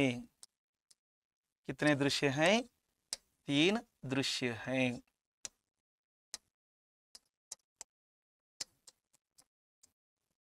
ಇದು ಇಷ್ಟು ಉತ್ತರ ಮಕ್ಕಳೇ. ಈಗ ನಾವು ಮುಂದೆ ಹೋಗೋಣ. ನೋಡಿ, ಮತ್ತೊಂದು ಪ್ರಶ್ನೆ ಇದೆ 11 ಕ್ವಶನ್. ಇದು ಕೂಡ ಒಂದು ವಾಕ್ಯದಲ್ಲಿ ಉತ್ತರಿಸಿ. ओके. पंडित राजकिशोर के अनुसार बसंत में निहित दुर्लभ गुण कौन सा है? पंडित राजकिशोर ಅವರ ಅನುಸಾರ, ಅವರ ಪ್ರಕಾರ ಇಲ್ಲಿ ಬಸಂತನಲ್ಲಿ ಅಡಕವಾಗಿರತಕ್ಕಂಥ, ಅವನಲ್ಲಿ ಇರತಕ್ಕಂಥ ಒಂದು ಅಪರೂಪದ ಗುಣ ಯಾವುದು ಅಥವಾ ವಿರಳವಾದ ಒಂದು ಗುಣ ಏನಾಗಿದೆ? कौन सा है? इसका उत्तर है, ಯಾರು ಹೇಳ್ತಾ ಇದ್ದೀರಾ? Very fine. ಈಗ ನಾವು ಉತ್ತರವನ್ನು ಬರೆಯೋಣ. उत्तर यहाँ से प्रश्न से कॉपी कर लेना. पंडित राजकिशोर के अनुसार, पंडित राजकिशोर ಅವರ अनुसार बसंत में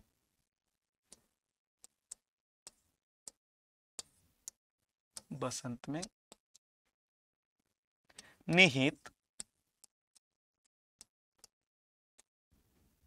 दुर्लभ गुण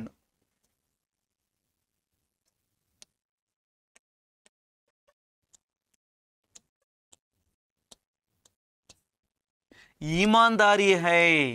ಏನಿದೆ? ईमानदारी का गुण है. ಪ್ರಾಮಾಣಿಕತನ ಅಲ್ವರಾ? ಅಂದ್ರೆ कौन सा है ಪ್ರಶ್ನಾ ಪದಕ್ಕೆ ಬದಲೇ ಉತ್ತರ ಪದ ईमानदारी है. कौन सा है ಅಂತಕ್ಕಂಥದ್ದು ನಮಗೆ ಕ್ವಶನ್ ವರ್ಡ್ ಆಗಿದೆ, ಅದಕ್ಕೆ ಆನ್ಸರ್ ವರ್ಡ್ ಆಗಿನ ईमानदारी ಅಂತ ನಾವು ಬರ್ತೀವಿ ಅಲ್ವಾ. ಈಗ ಮುಂದೆ ಹೋಗೋಣ. ನೋಡಿ, 7ನೇ ಪ್ರಶ್ನೆ ಇಲ್ಲಿ ಎದುರುಗೊಳ್ತಾ ಇದೆ. 2-3 ವಾಕ್ಯದ ಪ್ರಶ್ನೆ ಆಗಿದೆ ಇದು ಅಲ್ವರಾ. ಬಸಂತ್ ಕೆ ಪೈರ್ ದೇಖಕರ್ ಡಾಕ್ಟರ್ ನೆ ಕ್ಯಾ ಕಹಾ? ಬಸಂತನ ಕಾಲುಗಳನ್ನು ನೋಡಿಬಿಟ್ಟು ಡಾಕ್ಟರ್ ಅವರು ಏನ್ ಹೇಳ್ತಾರೆ? ಇದಕ್ಕೆ ಉತ್ತರವನ್ನು ನಾವು 3ನೇ ದೃಶ್ಯದಲ್ಲಿ ನಾವು ಅಲ್ಲಿ ಚಿಕಿತ್ಸೆಯನ್ನು ಕೊಡಬೇಕಾದ್ರೆ, ಟ್ರೀಟ್ಮೆಂಟ್ ಕೊಡಬೇಕಾದ್ರೆ ಏನು ಹೇಳಿದ್ರು ಆ ಮಾತುಗಳನ್ನಲ್ಲಿ ಬರಿಬೇಕಾಗತ್ತೆ. ಏನೆಲ್ಲ ಉತ್ತರವನ್ನು ನಾವು ಇಲ್ಲಿ ಬರಿತಾ ಇದ್ದೀವಿ ನೋಡಿ ಮಕ್ಕಳೇ. बसंत के पैर देखकर डॉक्टर ने कहा, पंडित जी ऐसा लगता है कि पैर की हड्डी टूट गई है, स्क्रीन करके देखना होगा. दूसरा पैर ठीक है पर इसे अभी अस्पताल ले जाना चाहिए. ಅಂದ್ರೆ ಬಸಂತನ ಕಾಲುಗಳನ್ನು ನೋಡ್ತಾ ಡಾಕ್ಟರ್ ಅವರು ಹೇಳ್ತಕ್ಕಂಥದ್ದು, ಪಂಡಿತ ರಾಜಕಿಶೋರ್ ಅವರೇ, ನನಗನ್ನಿಸ್ತಾ ಇದೆ ಕಾಲುಗಳ ಮೂಳೆ ಏನಾಗಿದೆ, ಮುರಿದೋಗಿದೆ. ಹಾಗಾಗಿ ಇವನಿಗೆ ಸ್ಕ್ರೀನ್ ಕರ್ಕಿ ದೇಖ್ನ ಹೋಗಂದ್ರೆ ಏನು ಮಾಡಬೇಕಾಗತ್ತೆ? ಎಕ್ಸ್ರೇನ ಮಾಡಿಸ್ಬೇಕಾಗತ್ತೆ, ಸ್ಕ್ಯಾನಿಂಗ್ ಅಥವಾ ಎಕ್ಸ್ರೇನ ಮಾಡಿಸ್ಬೇಕಾಗತ್ತೆ. ಮತ್ತೊಂದು ಕಾಲ ಸರಿಯಾಗಿದೆ, ಏನು ತೊಂದರೆ ಇಲ್ಲ. ಹಾಗಾಗಿ ಇವನ್ನ ಈಗಲೇ ಹಾಸ್ಪಿಟ್ಲಿಗೆ ಕರ್ಕೊಂಡು ಹೋಗ್ಬೇಕು ಅಂತೇಳಿ ಇಷ್ಟು ವಿಷಯವನ್ನು ಅವರು ಡಾಕ್ಟರ್ ಅವರು ಬಸಂತನ ಕಾಲುಗಳನ್ನು ನೋಡ್ತಾ ಹೇಳ್ತಕ್ಕಂಥ ಉತ್ತರ ಆಗಿದೆ. ಗೊತ್ತಾಯ್ತಾ ಮಕ್ಕಳೇ? ನಾವು ಮುಂದೆ ಹೋಗೋಣ. ನೋಡಿ, ಈಗ ನಮಗೆ 4-6 ವಾಕ್ಯ ತಲಿಖಿ ಅಂದರೆ 4-6 ವಾಕ್ಯಗಳಲ್ಲಿ ಬರತಕ್ಕಂಥ ಪ್ರಶ್ನೆನೂ ಕೂಡ ಈ ಒಂದು ಗದ್ಯದ ಮೂಲಕ, ಈ ಒಂದು ಏಕಾಂಕ ನಾಟಕ ಪಾಠದಲ್ಲೂ ಕೂಡ ನಮಗೆ 4-6 ವಾಕ್ಯದಲ್ಲಿ ಬರತಕ್ಕಂಥ ಪ್ರಶ್ನೆ ಕೂಡ ನಮಗೆ ಬರ್ತದೆ. ಜೊತೆಗೆ ಎಕ್ಸಾಮ್ಸ್ಗಳಲ್ಲೂ ಕೂಡ ನಮಗೆ ಈ ಪ್ರಶ್ನೆಗಳು ನಮಗೆ ಬರುವ ಸಾಧ್ಯತೆಗಳು ಹೆಚ್ಚು. ಹಾಗಾಗಿ ನೋಡಿ 2 ಬಾರಿ ಈ ಪ್ರಶ್ನೆ ಬೇರೆ ಬೇರೆ ರೂಪದಲ್ಲಿ ಬಂದಿದೆ. ಈ ಕೇಳುವ ವಿಧಾನವನ್ನ ಬೇರೆ ಬೇರೆ ರೀತಿಯಲ್ಲೂ ಕೂಡ ಕೇಳ್ತಾರೆ. ಒಂದು ಪ್ರಶ್ನೆಯನ್ನ ಅನೇಕ ರೀತಿಯಲ್ಲಿ ಕೇಳಬಹುದು. ಇದು 4 ಅಂಕದ ಪ್ರಶ್ನೆ ಆಗಿದೆ. 4 ಮಾರ್ಕ್ಸ್ ಕ್ವಶನ್. ಯಹ 3 ತರೀಕೆ ಕಿ ಪ್ರಶ್ನೆ ಹೈ. ಇಲ್ಲಿ 3 ರೀತಿಯ ಪ್ರಶ್ನೆಗಳಲ್ಲಿ ಮೊದಲನೇ ರೀತಿ ಏನು, ಬಸಂತ್ ಈಮಾನ್ದಾರ್ ಲಡ್ಕಾ ಹೈ ಕೈಸೆ. ಇದು ನಮಗೆ ಟೆಕ್ಸ್ಟ್ ಬುಕ್ ಅಲ್ಲಿ ಬಂದಿರತಕ್ಕಂಥ ಪ್ರಶ್ನೆ ಆಗಿದೆ ಅಲ್ವರ. ಬಸಂತ್ ಪ್ರಾಮಾಣಿಕ ಹುಡುಗ ಆಗಿದ್ದಾನೆ ಹೇಗೆ, ಹಾರ್ ಅಥವಾ ಬಸಂತ್ ಕಿ ಈಮಾನ್ದಾರಿ ಕ ಪರಿಚಯ ದೀಜಿಯೇ. ಬಸಂತನ ಪ್ರಾಮಾಣಿಕತೆಯ ಪರಿಚಯವನ್ನು ಮಾಡಿರಿ ಅಥವಾ ಕೊಡ್ರಿ.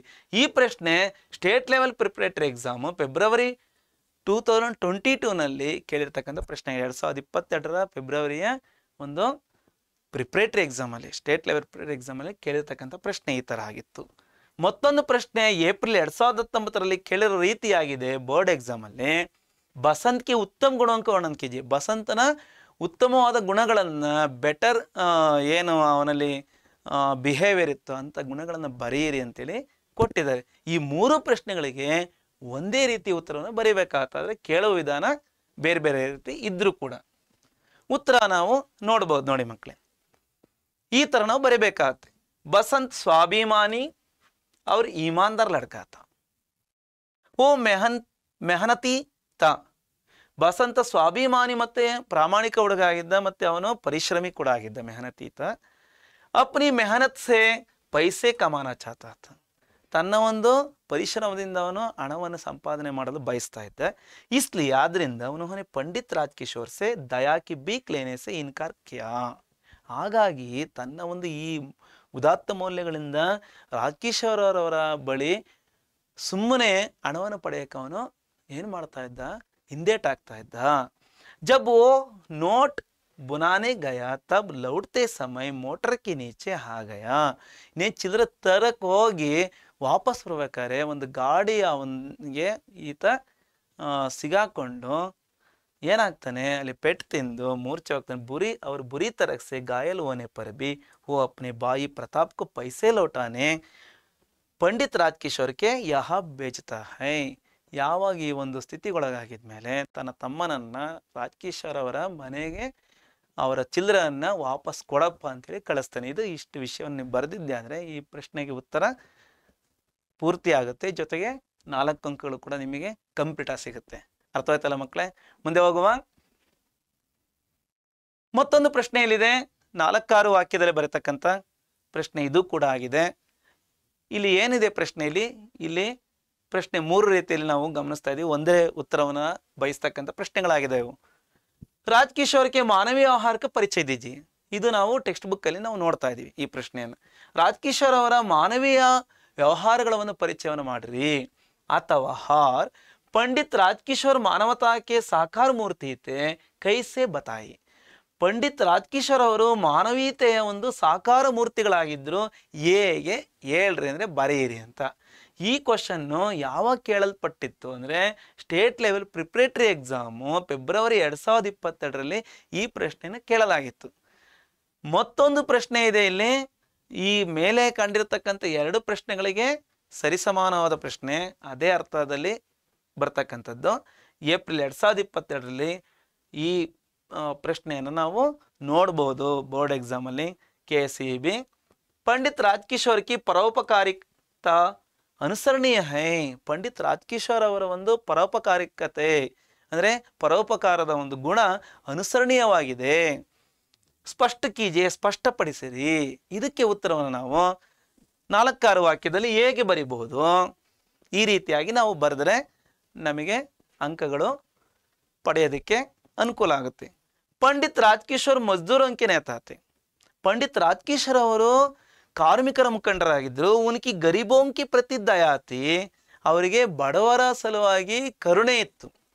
इसलिए ना चाहते हुए भी बसंत की मदद करने के लिए उससे चलनी खरीद ली.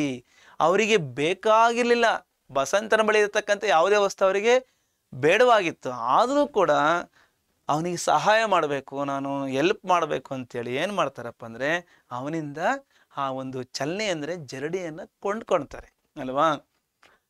ಆದ್ರೆ ಉಸ್ಕಿ ದುರ್ಘಟನಾಗ್ರಸ್ತ ಹೋನೆ ಕಾ ಪತಾ ಚಲ್ತೆ ಹಿ. ಜೊತೆಗೆ ಕೊಂಡ್ಕೊಳೋದ್ರ ಜೊತೆಯಲ್ಲಿ ಮತ್ತೊಂದು ನಾವು ದೃಶ್ಯದಲ್ಲಿ ನಾವು ಗಮನಿಸಿದ್ದೇನಪ್ಪ ಅಂದ್ರೆ, ಈ ಬಸಂತನಿಗೆ ಏನೇ ಒಂದು ಆಕ್ಸಿಡೆಂಟ್ ಆಗಿತ್ತು ಅಲ್ವಾ, ವೆಹಿಕಲ್ ಆಕ್ಸಿಡೆಂಟ್ ಅಲ್ಲಿ ಆಗಿರ್ತಕ್ಕಂಥ ಅವನ ಒಂದು ಸ್ಥಿತಿಯ ಬಗ್ಗೆ ಅವರು ಮರುಕವನ್ನ ಪಡ್ತಾರೆ. ಮರುಕವನ್ನ ಪಟ್ಟು ಅವನ ಬಗ್ಗೆ ತಿಳ್ಕೊಂಡು ಏನ್ ಮಾಡ್ತಾರೆ, ಅವನ ಮನೆಗೆ ಕೂಡ ಹೋಗ್ತಕ್ಕಂಥ ಒಂದು ದೊಡ್ಡ ಗುಣವನ್ನು ನಾವು ನೋಡ್ಬೋದು. ಡಾಕ್ಟರ್ ಬುಲ್ವಾಕರ್ ಜೊತೆಗೆ ಹೋಗ್ಬಿಟ್ಟು ಅಲ್ಲಿಗೆ ಡಾಕ್ಟರ್ನ ಕೂಡ ಕರೆಸ್ಕೊಂಡ್ಬಿಟ್ಟು ಹಾಸ್ಪಿಟ್ಲಿಗೆ ಕೂಡ ಅವನ್ನ ಅಡ್ಮಿಟ್ ಮಾಡ್ತಕ್ಕಂಥ ಹಾಸ್ಪಿಟಲ್ ಲೇ ಜಾನೇಕ ಪ್ರಬಂಧ ಬಿ ಕರ್ತೆ, ವ್ಯವಸ್ಥೆಯನ್ನು ಕೂಡ ಮಾಡ್ತಾರೆ. ಕಂಗಾಲೋಂಕೆ ಪ್ರತಿ ಹಮ್ದರ್ದಿ ದಿಖಾತೆ ಹುಯೇ, ಅಂದ್ರೆ ದುಃಖಿತರು ಅಥವಾ ಪೀಡಿತರಿಗೆ ಸಲುವಾಗಿ ಇವರು ಸಹಾನುಭೂತಿಯನ್ನ, ಹಮ್ದರ್ದಿ ಕ ಮತ್ಲಬ್ ಕ್ಯಾ ಹೋತಾ ಹೈ, ಸಹಾನುಭೂತಿಯನ್ನು ಕೂಡ ಅವರು ತೋರಿಸ್ತಾ ಗೌರವದೊಂದಿಗೆ ಆದರ್ಕೆ ಸಾಥ್ ವ್ಯವಹಾರ ಕರ್ನೆ ವಾಲೆ ರಾಜ್ ಕಿಶೋರ್ ಜೈಸೆ ಪಾತ್ರ ಅನುಸರಣೀಯ. ರಾಜ್ ಕಿಶೋರ್ ಅವರಂತಹ ಪಾತ್ರ ಇಲ್ಲಿ ಬಹಳ ಅನುಕರಣೀಯವಾಗಿದೆ. ಮಕ್ಕಳೇ ಅರ್ಥವಾಯ್ತಾ? ಓಕೆ, ಮುಂದೆ ಹೋಗೋಣ. ಮುಂದೆ ಹೋಗಿ ನಾವು ನೋಡೋದಾದ್ರೆ ಮೂರನೇ ಪ್ರಶ್ನೆ ಆಗಿಲ್ಲಿ ದೋತಿನ ವಾಕ್ಯ ಉತ್ತಲಿಕೆಯಲ್ಲಿ ಯಾವ ಪ್ರಶ್ನೆಯಲ್ಲಿ ಕಂಡು ಬರ್ತಾ ಇದೆ ನೋಡಿ ಮಕ್ಕಳೇ. ಬಸಂತ್ ಅವ್ರ ಪ್ರತಾಪ್ ಅಹಿರ್ ಕೆ ಘರ್ ಮೇ ಕ್ಯೂ ರಹತೆ ಹೈ. ಬಸಂತ್ ಮತ್ತು ಪ್ರತಾಪ್ ಆ ಒಂದು ಅಹಿರ್ ಟೀಲೆಕೆ ಬೀಕು ಅಹಿರ್ ಕೆ ಘರ್ ಮೇ ಕ್ಯೂ ರಹತೆ ಹೈ, ಅಂದ್ರೆ ಆ ಒಂದು ಗೊಲ್ಲರ ದೊಡ್ಡಿಯ ಆ ಭಿಕ್ಷುಕ ಗೊಲ್ಲನ ಮನೆಯಲ್ಲಿ ಏಕೆ ಅವರು ಇರುತ್ತಾ ಇದ್ರು ಅಂತೇಳಿ ನಾವು ಸ್ವಲ್ಪ 2-3 ವಾಕ್ಯದಲ್ಲಿ ಬರೀಬೇಕಾಗುತ್ತೆ. ಯಾವ ರೀತಿ ಬರೀಬೇಕಾಗುತ್ತೆ, ಉತ್ತರವನ್ನು ನಾವಿಲ್ಲಿ ಈ ರೀತಿಯಾಗಿ ಬರೆಯೋದಕ್ಕೆ ಪ್ರಯತ್ನವನ್ನು ಪಡಬೇಕು. ಉತ್ತರ ಕೂಡ ತಮಗೆಲ್ಲರಿಗೂ ಕಾಣ್ತಾ ಇದೆ ನೋಡಿ ಮಕ್ಕಳೇ. ಬಸಂತ್ और प्रताप बीक अहिर के घर में रहते हैं. बीकू अहिर के घर में, बीकू अहिर के घर में रहते हैं क्योंकि वे अनाथ थे. ಯಾಕಪ್ಪ ಅಂದ್ರೆ ಅವರು ಅನಾಥರಾಗಿದ್ರು, ತಂದೆ ತಾಯಿಗಳು ಇರಲಿಲ್ಲ. ಉನ್ಕೆ ಘರ್ ಮೇ ಅವ್ರು ಕೊಯಿ ನಹಿ ತಾ, ಯಾರು ಇಲ್ಲ ಅಂದ್ರೆ ಅವ್ರ ತಂದೆ ತಾಯಿಗಳು ಯಾವುದೋ ಒಂದು ಗಲಾಟೆಯಲ್ಲಿ ಮಣಿಸಿರ್ತಾರಲ್ವಾ. ಉನ್ಕೆ ಮಾತಾ ಪಿತಾಕಿ ಮೃತ್ಯು ಹೋಗೈತಿ, ಅವರ ತಂದೆ ತಾಯಿಗಳು ಸತ್ತು ಹೋಗಿದ್ರು. ಜೊತೆಗೆ ದಂಗೋಂಕೆ ದಿನೊಮ್ಮೆ ಉನ್ಹೆ ಕಿಸಿನೇ ಮಾಡಲ್ಲ. ನನಗೇನು ಹೇಳಿದ್ನೆ ಮತ್ತೆ ನೀವೆಲ್ಲ ತಿಳ್ಕೊಂಡಿದ್ರಲ್ವ ಅಲ್ಲಿ, ಅಂದ್ರೆ ಯಾವುದೋ ಒಂದು ಗಲಾಟೆಯಲ್ಲಿ ಅವ್ರನ್ನ ಯಾರೋ ಹೊಡೆದಾಕಿದ್ರು ಅಂತೇಳಿ. ಕ್ಲಿಯರ್ ಆನ್ಸರ್ ಗೊತ್ತಾಯ್ತಲ್ಲ ಮಕ್ಕಳೇ? ನಾವೀಗ ಮುಂದೆ ಹೋಗೋಣ. ಈಗ ನೋಡಿ, 4ನೇ ಮೇಯ್ನ್ ಆಗಿ ನಾವು ಅನುರೂಪತ ಪ್ರಶ್ನೆಗಳಲ್ಲಿ ಇಲ್ಲಿ ಒಂದು 5 ಅನುರೂಪತ ಶಬ್ದಗಳನ್ನು ನಾವು ಗಮನಿಸಿ ಆ ಒಂದು ಮೊದಲ 2 ಪದದ ಒಂದು ಸಂಬಂಧದಂತೆ ನಾವು ಈ 3ನೇ ಪದಕ್ಕೆ ನಾವು ಉತ್ತರವನ್ನು ಬರೆಯೋದಕ್ಕೆ ನಾವು ಪ್ರಯತ್ನವನ್ನು ಪಡಬೇಕು ಮಕ್ಕಳೇ. ನೋಡಿ, ಮೊದಲನೇದಾಗಿ ಪಂಡಿತ್ ರಾಜ್ ಕಿಶೋರ್ ಕಿಶನ್ಗಂಜ್. ಸಂಬಂಧ ಕ್ಯಾ ಹೈ? ಪಂಡಿತ್ ರಾಜ್ ಕಿಶೋರ್ ಅವರು ಎಲ್ಲಿ ವಾಸ ಮಾಡ್ತಾರೆ? ಕಿಶನ್ಗಂಜಲ್ಲಿ. ಬಸಂತ್ ಎಲ್ಲಿ? ಓ, ಬಸಂತ್ ಅಹಿರ್ ಟೀಲೆ ಕೆ ಘರ್ ಮೇ. ಉತ್ತರವನ್ನು ಬರೆಯೋಣ. ಅಹಿರ್ ಟೀಲೆ ಕೆ ಘರ್ ಮೇ. ಇದು ಉತ್ತರ ಅಲ್ವಾ? ಪಂಡಿತ್ ರಾಜ್ ಕಿಶೋರ್ ಮಜ್ದೂರ್ ಅಂಕೆ ನೇತ. ಪಂಡಿತ್ ರಾಜ್ ಕಿಶೋರ್ ಅವರ ಒಂದು ಸಂಬಂಧ ಅಥವಾ ಅವರ ಕೆಲಸ ಏನಾಗಿತ್ತು? ಮಜ್ದೂರ್ ಅಂಕೆ ನೇತ ಅಂದ್ರೆ ಕಾರ್ಮಿಕರ ಮುಖಂಡರಾಗಿದ್ರು.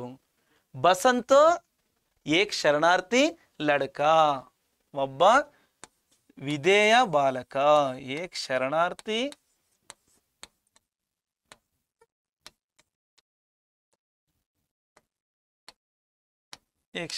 ಲಡ್ಕ ಅಲ್ವರಾ? Okay, clear. 3ನೇ ಪ್ರಶ್ನೆ ನೋಡಿ, ಪಂಡಿತ್ ರಾಜ್ ಕಿಶೋರ್ ಮಾಲಿಕ್ ಅಂದ್ರೆ ಒಬ್ಬ ಓನರ್ ಆಗಿದ್ದಾನೆ. ಇಲ್ಲಿ ಅಂದ್ರೆ ಒಂದು ಮನೆಗೆ, ಆತನ ಒಂದು ಮನೆಗೆ ಈತ ಒಬ್ಬ ಯಜಮಾನ. ಅಮರ್ ಸಿಂಹ ಇವ್ರ ಮನೇಲಿ ಏನಾಗಿದ್ದಾನೆ? ಪಂಡಿತ್ ರಾಜ್ ಕಿಶೋರ್ ಅವ್ರ ಮನೆಯಲ್ಲಿ ರಾಜ್ ಕಿಶೋರ್ ಅವರು ಮಾಲೀಕರಾದ್ರೆ ಅಮರ್ ಸಿಂಹ ಏನಾಗಿದ್ದಾನೆ?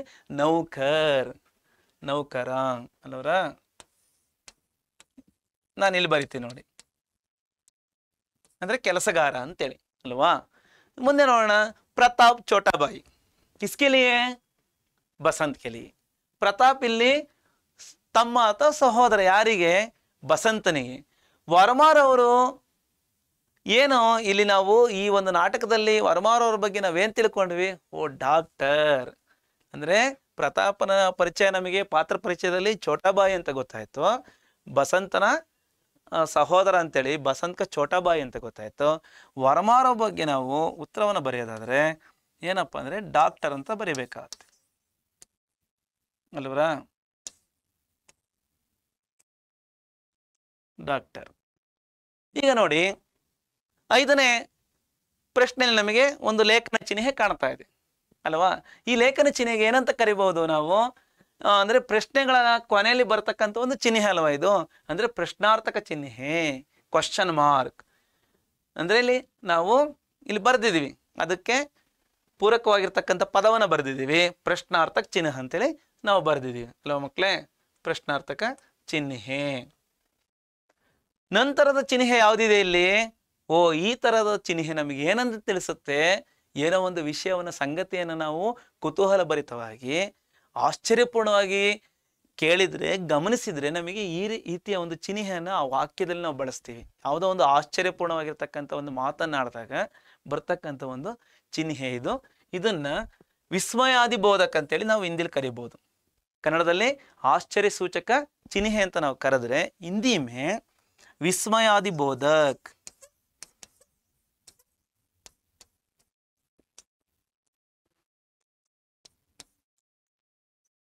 ವಿಸ್ಮಯಾದಿ ಬೋಧಕ್ ಅರ್ಥವಾಯ್ತಲ್ವಾ. ನಾವು ಮುಂದೆ ಮತ್ತೊಂದು ಮೇನನ್ನು ನಾವು ನೋಡ್ತಾ ಇದ್ದೀವಿ. ರಿಕ್ತ ಸ್ಥಾನ ಬರೀ, ಖಾಲಿ ಸ್ಥಾನವನ್ನು ತುಂಬಿರಿ. ಇಲ್ಲಿ ಮೈ ಅಭಿ ಬಾಜಾರ್ ಸೆ ಡ್ಯಾಶ್ ಲಾತಾ. ಈ ಒಂದು ವಾಕ್ಯದಲ್ಲಿ ಖಾಲಿ ಸ್ಥಾನದಲ್ಲಿ ಸರಿಯಾದ ಪದವನ್ನು ನಾವು ಏನನ್ನು ಬರೀಬೇಕಾಗುತ್ತೆ ಅಂದರೆ ರಾಜ್ಕೀಶ್ ಅವರ ಬಳಿ ಬಸಂತ್ ಹೇಳಿರ್ತಕ್ಕಂಥ ಮಾತಾಗಿದೆ. ನಾನು ಈಗಲೇ ಪೇಟೆಯಿಂದ ಅಥವಾ ಸಂತೆಯಿಂದ ತರ್ತೀನಿ. ಏನ್ ತರ್ತೀನಿ ಅಂತ ಹೇಳ್ದ? ಬುನಾ ಚಿಲ್ಲರ್, ಬುನಾ ಲಾತಾ ಹೂಂ. ಸೆಕೆಂಡ್ ಒನ್, 2ನೇ ಬ್ಲಾಂಕ್ಸ್ ಅನ್ನು ನಾವು ಗಮನಿಸೋಣ. ಮೈ ಆಪ್ಗೆ ಡ್ಯಾಶ್ ಆನೆ ಲಾಯ. ಇದು ಯಾರು ಹೇಳಿರ್ತಕ್ಕಂಥ ಮಾತು? ಬಸಂತನ ತಮ್ಮ ಪ್ರತಾಪ ಹೇಳಿರ್ತಕ್ಕಂಥ ಮಾತು. ನಾನು ತಮಗೆ ತಂದಿದ್ದೀನಿ. ಏನನ್ನು ತಂದಿದ್ದೀನಿ? ಕಿತ್ನೆ ಆನೆ? 14 14.5 ಆನೆ ಅಲ್ವಾ. 14.5 ಆನೆ, 14.5 ಆನೆಯನ್ನ ನಾನು ತಂದಿದ್ದೀನಿ ಅಂತ ಹೇಳ್ತೇನೆ. ಹಮ್ ದೋನೋ ಡ್ಯಾಶ್ ಕೆ ಘರ್ ಮೇ ರಹತೆ ಹೈ. ನಾವಿಬ್ರು ಯಾರ ಮನೆಯಲ್ಲಿ ಇರ್ತೀವಿ ಅಂತ ಹೇಳ್ತಾ ಇದಾರೆ ಅವರು. ಈ ಖಾಲಿ ಸ್ಥಾನದಲ್ಲಿ ನಾವು ಬರೀಬೇಕಾದ ಉತ್ತರವನ್ನ ಹಮ್ ದೋನೋ ಅಹಿರ್ ಟೀಲೇಕೆ, ಅಹಿರ್ ಟೀಲೆ ಬರೆದ್ರೆ ಇಲ್ಲಿ ಆನ್ಸರ್ ಕಂಪ್ಲೀಟ್ ಆಗುತ್ತೆ 3ನೇದಕ್ಕೆ ಮಕ್ಕಳೇ. ಈಗ ನಾವು 4ನೇದು ನೋಡಿ, ಮೈ ಡ್ಯಾಶ್ ಕೆ ಲಿಯೇ ಫೋನ್ ಕರಾತಾ ಹೂಂ. ಇದು ಪಂಡಿತ್ ರಾಜ್ಕಿಶೋರ್ ಅವರು 3ನೇ ದೃಶ್ಯದಲ್ಲಿ ಹೇಳ್ತಕ್ಕಂಥ ಮಾತಾಗಿದೆ. ಅಂದ್ರೆ ಫೋನನ್ನು ಅವರು ಯಾರಿಗೆ ಏನಕ್ಕೆ ಮಾಡ್ತೀನಿ ಅಂತ ಹೇಳ್ತಾರೆ? ಮೈ ಆಂಬ್ಯುಲೆನ್ಸ್ ಕೆ ಲಿಯೇ. ಚೌಥಾ ಕಾ ಉತ್ತರ ಕ್ಯಾ ಲಿಖನಾ? ಆಂಬ್ಯುಲೆನ್ಸ್.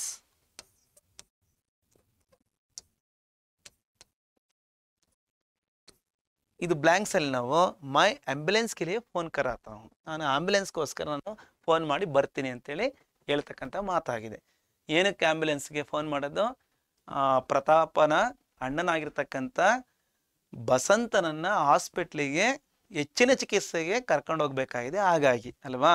5ನೇದೇನಿದೆ? ಇಸ್ಮೆ ಏಕ್ ದುರ್ಲಭ ಗುಣ ಹೈ ಯಹ್ ಡ್ಯಾಶ್ ಹೈ. ಇವನಲ್ಲಿ ಒಂದು ಅಪರೂಪವಾದ ಗುಣ ಇದೆ. ಇದು ಎಂಥ ಗುಣ ಆಗಿದೆ ಅಂತೇಳಿ ಬ್ಲಾಂಕ್ಸ್ ಅಲ್ಲಿ ಬರೀಬೇಕು. ಯಾರ ಬಗ್ಗೆ ಹೇಳ್ತಕ್ಕಂಥ ಮಾತು ಇದು? ಬಸಂತನ ಬಗ್ಗೆ ಪಂಡಿತ್ ರಾಜ್ಕಿಶೋರ್ ಅವರು ಒಂದು ಒಳ್ಳೆ ಮಾತನ್ನ, ಅವನಲ್ಲಿರ್ತಕ್ಕಂಥ ಗುಣದ ಬಗ್ಗೆ ಇಲ್ಲಿ ಹೇಳ್ತಕ್ಕಂಥದ್ದು. ಯಹ್ ಈಮಾನ್ದಾರಿ ಹೈ. ಇಲ್ಲಿ ಬರೀತಕ್ಕಂಥ ಉತ್ತರ ಏನಾಗಿದೆ? ಈಮಾನ್ದಾರಿ.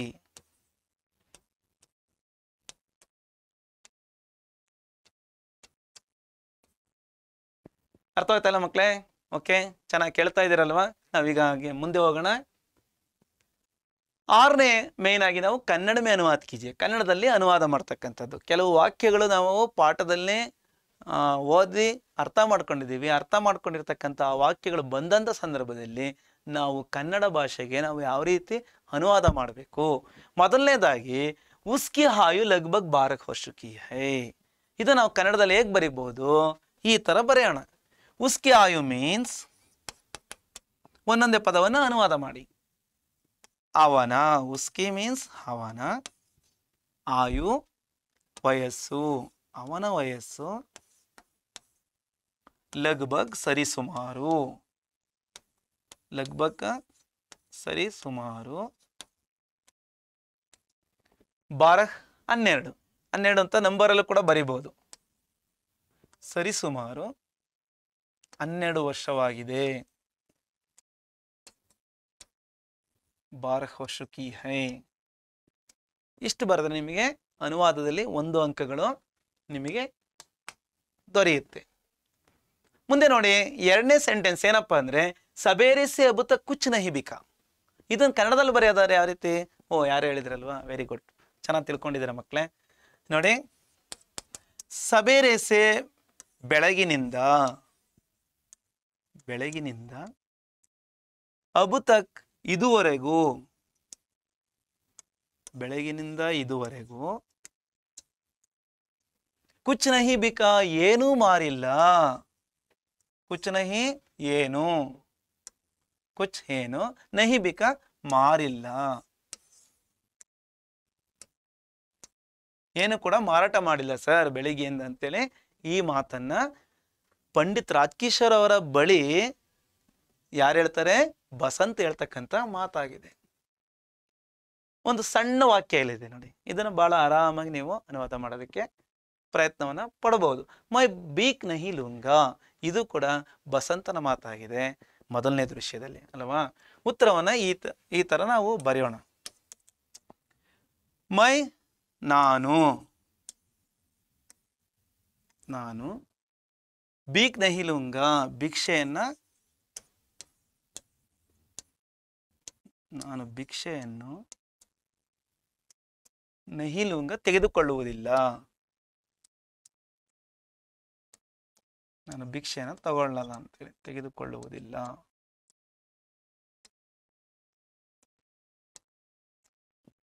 ನೋಡಿ ಮಕ್ಕಳೇ, ಈಗ ನಾವು ಮುಂದೆ ಹೋಗೋಣ. ಮತ್ತೊಂದು 4ನೇ ವಾಕ್ಯ ಇದೆ, ಬಡಿ ಮುಷ್ಕಿಲ್ ಸೆ ಬಸಂತ್ ಕೋ ಗರ್ ಲೇ ಆಯಾ. ಇದು ನಾವು ಕನ್ನಡದಲ್ಲಿ ಬರೆಯೋದಾದ್ರೆ ಈ ತರ ಬರಿಬಹುದು. ಬಡಿ ಮುಷ್ಕಿಲ್ ಸೆ ಇಲ್ಲಿ ದೊಡ್ಡದು ಅಂತ ತಿಳ್ಕೋಬಾರ್ದು. ಬಡಿ ಅಂದ್ರೆ ಬಹಳ, ಮುಷ್ಕಿಲ್ ಸೆ ಕಷ್ಟಪಟ್ಟು ಅಥವಾ ಕಷ್ಟದಿಂದ, ಬಹಳ ಕಷ್ಟಪಟ್ಟು,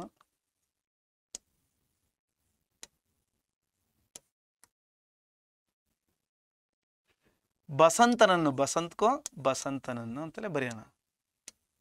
ಬಸಂತನನ್ನು ಗರ್ ಮನೆಗೆ, ಮನೆಗೆ ಲೇ ಗಯೇ ಕರೆದುಕೊಂಡು ಹೋದೆವು. ಲೇ ಮೀನ್ಸ್ ಕರೆದುಕೊಂಡು, ಗಯೇ ಹೋದೆವು.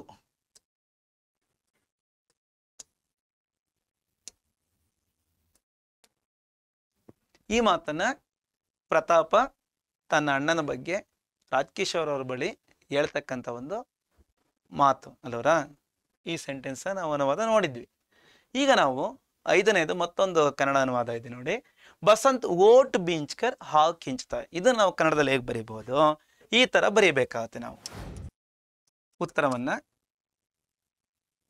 ಬಸಂತನು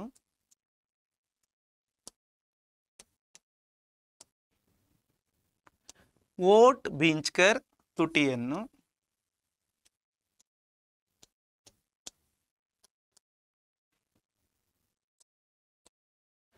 ಕಚ್ಚಿಕೊಂಡು ಅಥವಾ ತುಟಿಯನ್ನು ಬಿಗಿಯಾಗಿ ಹಿಡಿದು ಅಂತಲೂ ಕೂಡ ಅರ್ಥವಾಗುತ್ತೆ ಮಕ್ಕಳೇ. ಆಹು ಕೆಂಚ್ತಾ, ಬಿಗಿಯಾಗಿ ಹಿಡಿದು, ಆಹು ಕೆಂಚ್ತಾ ಮೀನ್ಸ್ ಅಯ್ಯೋ, ಅಯ್ಯೋ ಎಂದು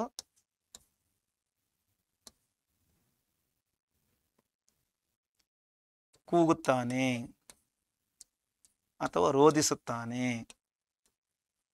ಬೇಕಾದ್ರೆ ರೋಧಿಸುತ್ತಾನೆ ಅಂತಲೂ ಕೂಡ ಬರೀಬಹುದು.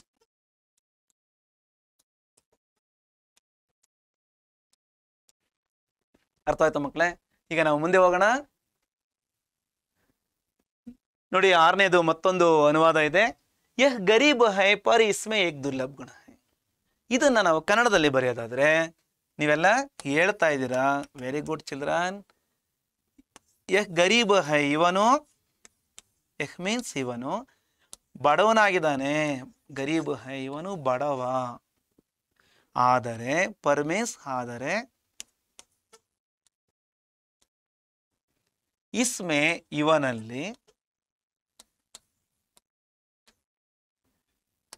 ಏಕ್ ಮೀನ್ಸ್ ಒಂದು, ದುರ್ಲಭ ಗುಣ ಹೈ ಒಂದು ಅಪರೂಪದ ಗುಣವಿದೆ, ಅಪರೂಪದ ಅಥವಾ ವಿರಳವಾದ ಅಂತಲೂ ಕೂಡ ಆಗುತ್ತೆ. ಅಪರೂಪದ ಗುಣವಿದೆ. ಈ ತರ ನಾವು ಅನುವಾದವನ್ನು ಮಾಡಬೇಕಾಗ್ತದೆ. ಅನುವಾದಕ್ಕೆ ಒಂದೊಂದು ಅಂಕಗಳು ಇಟ್ಟಿರ್ತಾರೆ ನೋಡಿ ಮಕ್ಕಳೇ, ಒಂದೊಂದು ಸೆಂಟೆನ್ಸ್ಗೆ.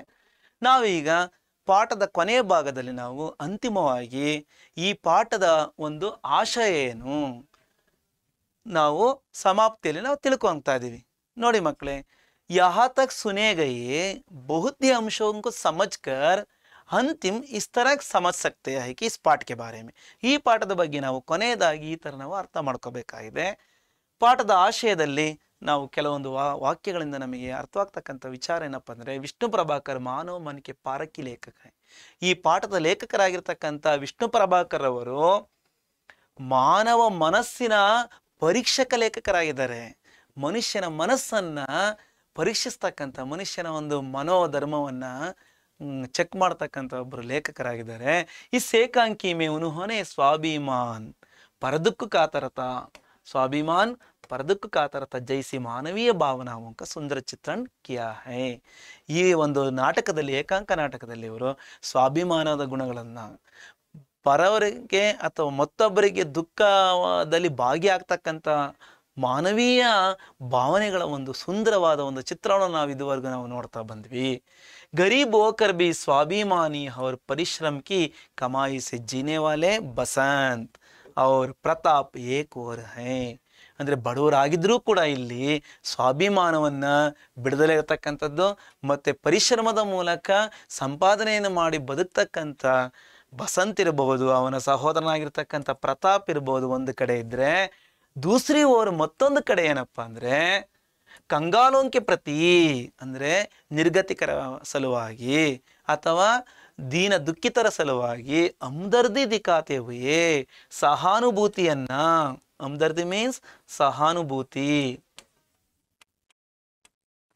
ಸಹಾನುಭೂತಿಯನ್ನ ವ್ಯಕ್ತಪಡಿಸ್ತಕ್ಕಂಥ, ತೋರಿಸ್ತಕ್ಕಂಥ, ಜೊತೆಗೆ ಅವರ ಬಗ್ಗೆ ಆದರ್ಕೆ ಸಾಥ್ ವ್ಯವಹಾರ ಕರ್ನೇವಾಲ, ಅವರ ಬಗ್ಗೆ ಒಂದು ಗೌರವದ ಒಂದು ವ್ಯವಹಾರವನ್ನು ಅಥವಾ ಗೌರವದ ಒಂದು ನಡವಳಿಕೆಯನ್ನ ತೋರ್ಪಡಿಸ್ತಕ್ಕಂಥ ಒಂದು ರಾಜ್ಕಿಶೋರ್ ಅವರಂತಹ ಒಂದು ಪಾತ್ರ ಇಲ್ಲಿ ನಮಗೆ ಈ ನಾಟಕದಲ್ಲಿ ಬಹಳ ಅತ್ಯಮೂಲ್ಯವಾಗಿ ಕಂಡು ಬರುತ್ತೆ ಮಕ್ಕಳೇ.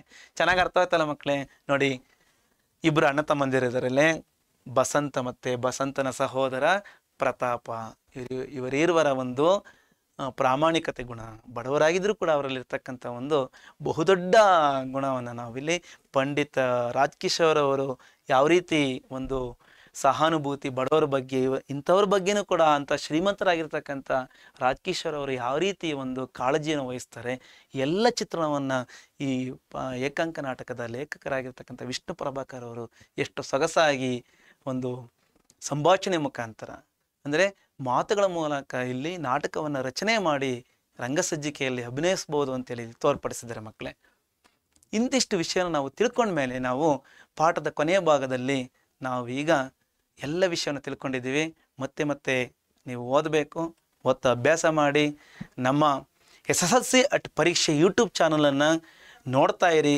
ಎಲ್ಲ ವಿಷಯ ವಸ್ತುಗಳಿಗೆ ನಮ್ಮೆಲ್ಲ ತಂಡದ ಕಾರ್ತಿಕ್ ಸರ್ ಇರಬಹುದು, ಸಹನಾ ಮೇಡಮ್ ಇರ್ಬೋದು, ಪದ್ಮಶ್ರೀ ಮೇಡಮ್ ಇರ್ಬೋದು, ಹರ್ಷಿತಾ ಮೇಡಮ್ ಇರ್ಬೋದು, ಎಲ್ಲರೂ ನಿಮಗೆ ಅತ್ಯಮೂಲ್ಯ ವಿಷಯಗಳನ್ನು, ಪಾಠದಲ್ಲಿರ್ತಕ್ಕಂಥ ಭಾಳಷ್ಟು ವಿಷಯಗಳನ್ನು ತಮ್ಮ ಜೊತೆಯಲ್ಲಿ ಚರ್ಚಿಸ್ತಾರೆ. ನೋಡ್ತಾ ಇರಿ. ನೋಡ್ತಾ ತಾವೆಲ್ಲ SSLC ಇಲ್ಲಿ ಹೆಚ್ಚಿನ ಅಂಕವನ್ನು ಗಳಿಸ್ತಾ ಇರಿ ಅಂತ ಹೇಳಿ ನಾನು ಮುಂದಿನ ಭಾಗದಲ್ಲಿ ಅಂದರೆ ಮುಂದೆ ನಾನು ನಿಮಗೆ ಏನೆಲ್ಲ ಒಂದು ಪಾಠ ವಿಷಯಗಳ ಬಗ್ಗೆ ನಾನು ವಿಚಾರವನ್ನು ಮಾಡ್ತೀನಿ. ಅಲ್ಲಿವರೆಗೂ ತಮ್ಮೆಲ್ಲರಿಗೂ ಧನ್ಯವಾದ.